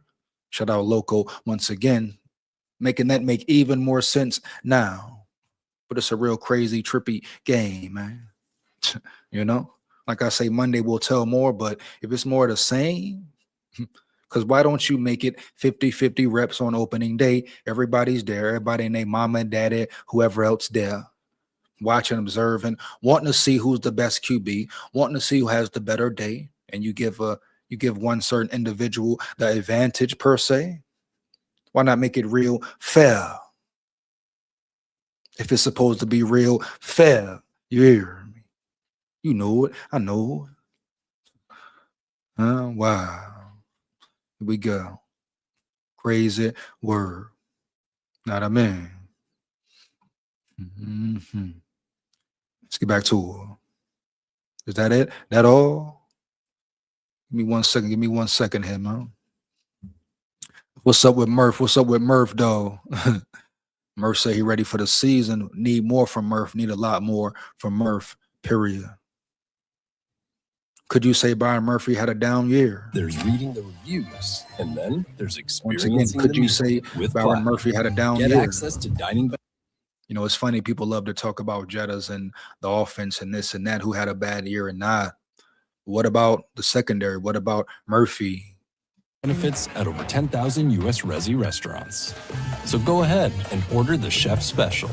There's nothing like Platinum. Just stick with the team goals. Obviously, we're trying to go win this year, and that's what we're doing. Just showing up. Run it back. Here we go. Just stick with the team goals. Obviously, we're trying to go win this year, and that's what we're doing. Just showing up every single day. But obviously, year 8, like I said, I'm kind of the unk in the room right now. But like I said, we got the young guys. You know, I'm just trying to get knowledge to you. What do you now know about being an NFL player? Hey, let me know in the chat. For real, you hear me? Do we need more from Murphy? How much more do we need from Murphy? Will Murphy be back in the slide? Like I've been saying, don't be shocked or surprised if it's if the cornerback room looks totally different as far as starters, backups. But it will be the ideal situation to have Byron Murphy back at the inside spot, inside slide. So let me know once again in the chat, how do you feel about Byron Murphy Jr.? Is he elite? I'm not saying he's elite. Brian Flores has yet to receive an elite corner for his system. No one has been elite yet. If you think a corner has been elite, name one right now. You hear me? Heavy. But you can't label Byron Murphy as elite yet. No. His down year was too hard last year for that. But is he a good talent? Of course. But I really want to see Flores with an elite cornerback for once in his system. I think the outcome would be phenomenal. Even history making per se. Because what he has done, what he does with the lack of talent in certain areas, man, the way he capitalizes on every inch of potential, brings it out of him, brings it out of them year in, year out. Now you see them finally giving him who he wants. You see them all in the room on draft day. Great feeling. Love to see it. You know? But really being involved, building his team, building his squad. So hopefully he's here for years to come. How it goes. Depending on how this year goes, he could be a head coach for the Vikings, potentially. We go.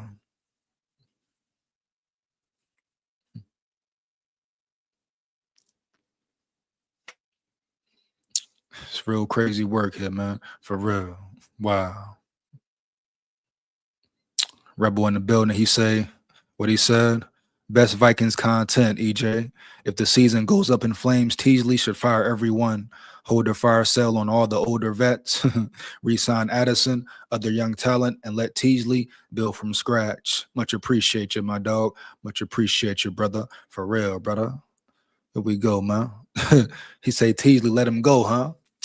He say fire everyone. Fire everyone out there off the rip. Wow, man. Wow. Much appreciated, Rebel, no doubt. For real, my brother. No doubt. No cap, man. We here. Here we come. You know? Let's get back to it. But Byron Murphy, we need more from you. Year 8 that maybe you didn't know a few years ago, or maybe even as recently as last year?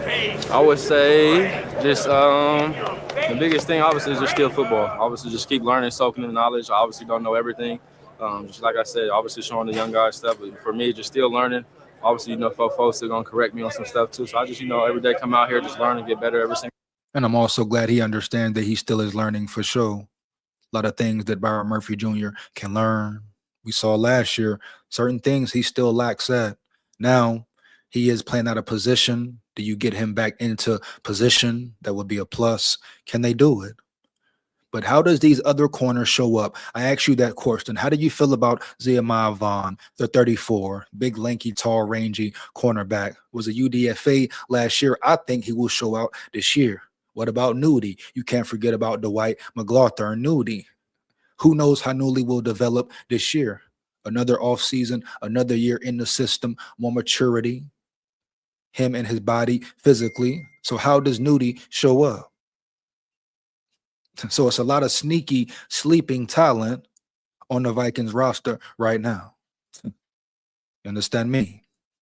But if somehow Byron Murphy can get back to his inside slot position, slot corner position, that would be perfect. That would be super perfect.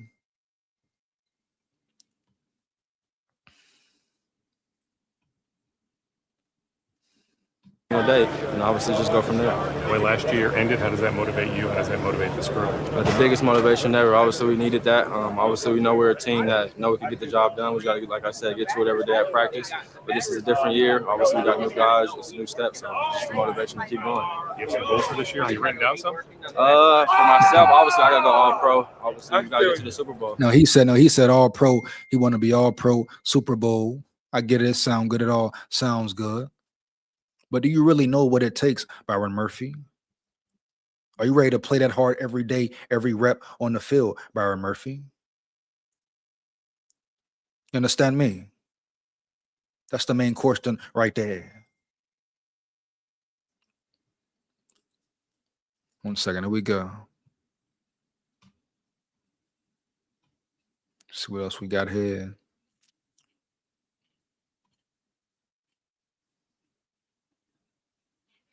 That's pretty much it for the videos, man. Probably finna get up out of here. Any more questions, comments, let me know in the chat. Shout out all my Levy dogs, my big dogs, my subscribers, my supporters. You are much appreciated. For life, never forget it. You hear me? What he said, what he said? He said, McCarthy led our team to a Lions win. Big facts, big facts, big facts, bro. They don't talk about certain things though, right, and Cap? No, our defense led us to that win. Are you crazy, Powerhouse? Do you forget the third down throw that was delivered on the money, the back shoulder throw to put him away? Or was that a fourth down throw? What are you talking about here, Powerhouse? The defense did not win that Detroit game. The offense won that Detroit game. McCarthy won that Detroit game. A game that everybody said the Vikings would lose. Let's be realistic here. That's the problem right there. You're such of a Murray nut rider. You can't even observe how good McCarthy is or was, the great moments he had. You don't want to give him credit for the Bears game where he should have beat the Bears twice. You don't want to give him credit for beating the Lions, right? You don't want to give him credit for playing with a messed up hand, but just playing to get Jetta's 1,000 yards consecutively. You don't want to acknowledge that or appreciate that in no form or fashion, dog. Ask yourself why now. Why is it this much disdain for McCarthy? Like people have real hate and disdain for McCarthy. But I've always make it clear, no disdain or hate for Murray. It's just Team 9 round yonder. But people really actually want to see McCarthy fail just to what, say you told him so, laugh at him. I mean, what's happening? When I talk about no appreciation of the athletes, the Minnesota Vikings way, etc., you understand even more now.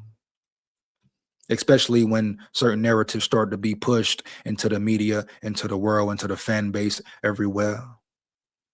You start to really see what's going on. Front scenes, behind the scenes, it don't matter.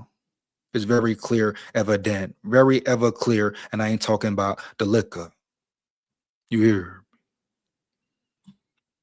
Madden in the building, Madden in the building. What up, my brother? SKOL VIKES, here we go. That's what he said. So that proves the NFL just gives teams like, what are you saying? Hold on, what? Expound, Madden off the rip. So that proves the NFL just gives teams wins. Like, what are you saying? Who is who saying, Madden? Be specific. You hear me? Here we go. Let's word. Stats isn't everything. Oh, definitely. One can easily be deceived by stats.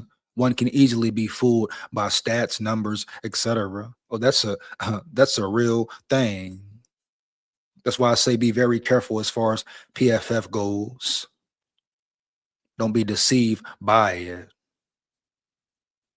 Most of those people typing the numbers in and saying this and saying that, they probably don't even watch the game. Or they'll watch a game, catch a game here or there. But at the end of the day, they ain't watching the games like that, studying them players like that. Right? I'm sure a lot of AI help as well. And we know the direction that is going in. That's a different time, different topic, etc. But at the end of the day, we know what's going on around here, right?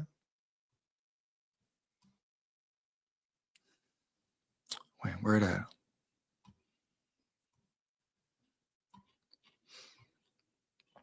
It is a real thing for sure.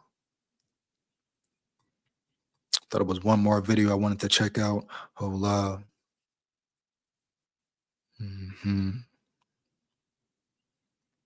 Very interesting, man. Very interesting. Understand me? Oh, Brian O'Neill. Yeah. I'm gonna check out what Brian O'Neill has to say after getting his big payday. For me, I feel like we need more from Brian O'Neill. Let me know in the chat how you feel about Brian O'Neill. Not mad at him for getting paid. Congratulations to him for getting paid. But he needs to do more on the field, in my opinion. It seems like Brian O'Neill has been on the decline. Let me know how you feel about it. Yes. It's the best product to have. Over 90% of the people in these studies use. Hello. Not really used to the podium up here, but just want to start by saying how excited I am to stay in Minnesota and express my gratitude to the Wilfs, Nolan, Rob, KO, everybody here for believing in me. And I'm really, really excited to keep this journey going. And I'm going to give it my all every single day to, finally get over that hump and go where we really want to go. So I guess any questions? Go back to when you first got here and started your career. I'm sure you set a bar for yourself. You cleared it. Have you matched it, or is this just? I'm not going to say the most important position. Understand me? And when we talk about, it's not about important. We're talking about hardest position, Madden, 11R. You hear me? It's not about most important. I'm talking about quarterback, the hardest position in sports, toughest position in sports. Importance, yeah, we know how important the O-line is. Of course, that's where the games are won. At the end of the day, trenches where Super Bowls are won. That's why you lean on your trenches in the playoffs. So that's not the argument right there. But quarterback is the hardest, toughest position in the world to play, period. Hands down, man, down. You understand me? Here we go. Shout out Madden 11R in the building. Here we go. Let's get back to it. On beyond what your wildest dreams? I never really set like I want to play for 8 years. I want to do this. I want to do that. I was kind of just more, if I do the right things today and I just do it over and over and over again, really good things are going to happen. And oh man, hold on, and Cap, right there, that right there, bro. What he said right there. I ain't even trying to say JJ was good last season. Where the sirens at around this bitch?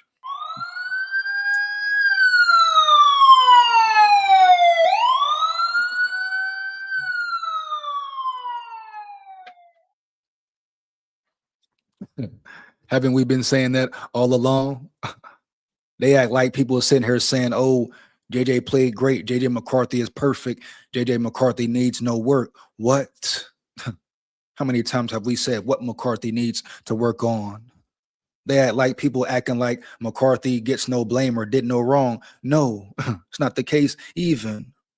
No one's saying he played great. We're saying look at the difference when your coaching changes, when the system changes to benefit your player, your quarterback, the future, so-called future guy for the job type shit. Look at what happens then. That's the main thing. Give the man a fair chance. Really put time and effort in with the man. That's where people get it misconstrued. Why? Because they hear what they want to hear. For the most part, especially when they feel a way about something already, or it's a certain face behind it, etc. You know it, I know it. So let's kick facts here for real.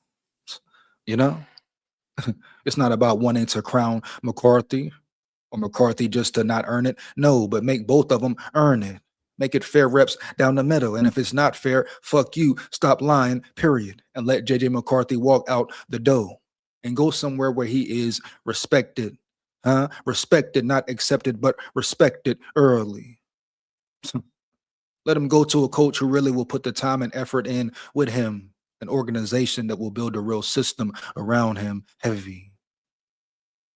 Because right now, all KOC is doing is holding him back. What a spit in the damn face. Opening day, the more and more I think about it, the more JJ McCarthy should be pissed off, but he has to use that and take that to the field on Monday. Listen to me, Nine. My brother, I understand you should be pissed right now. I understand why you may have been off. If I'm sitting back, if you McCarthy, like why the hell is he giving this man who just got in the building, ain't proved nothing yet, first team reps majority of the time? And I just beat him out, did better than him 2 days in a row. How come it's not split down the middle? On top of that, this is sold out in this bitch. Everybody and a mama around here. And you gonna talk about give me second string reps for the most part of the practice? See, that's the problem right there. But nobody want to talk about that right there.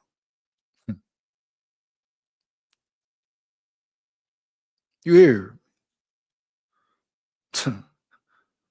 The anticipation, fans in the building sold out, and you don't split it 50-50? Come on, man. What we saying here, right here?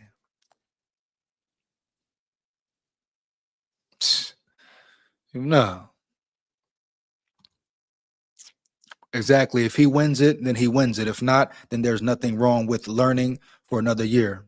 And the Vikings maybe put him out there too soon, which is understandable with the young QB. Man, bet, but make it fair, period, Madden, off the rip.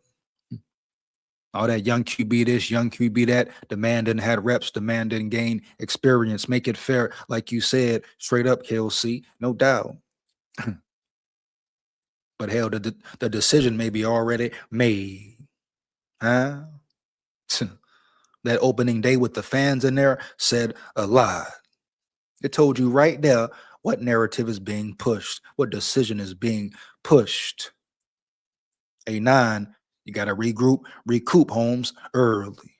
Lock in, practice Monday. Pads tomorrow. Pads tomorrow.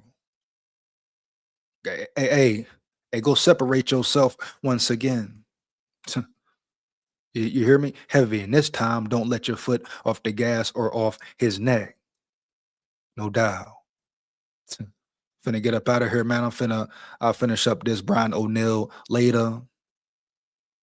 Finish up this video later. Once again, shout out Brian O'Neill. It's not about not wanting him to get paid or not wanting him to get a nice check. No, it's not about that at all. But we just want him to prove it and earn it, period. You understand me? Vikings have no reason to trade him under a rookie contract. Even if he doesn't start right away, he's going to have to be ready at some point.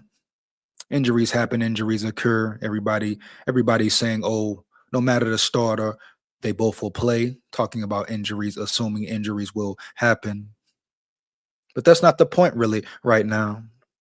No moral victories here. Say something to feel better about it. No. How McCarthy has been treated is dead wrong. And everyone knows it. We're going to see Monday, tomorrow, how it goes, what happens when the pads come on, what the reps look like. And if it's the same lopsided bullshit, no bullshit, once again, a lot of questions about which direction this channel goes heavy. You know? Once again, shout out to my big dogs, my levied dogs, my subscribers and supporters. Shout out all my brothers early. You know it. I know it. You are much appreciated for life. Make sure you like, comment, and subscribe and hit that bell as well. Takes less than 1 second. Why not? Support the channel. Support the grind. You support the fake already. Support the real for real. SKOL Vikes, win, lose, or draw, but we come to win. Down at the levee. We going fishing at the levee. SKOL Vikes, man. We run the north. Believe that. Here we come.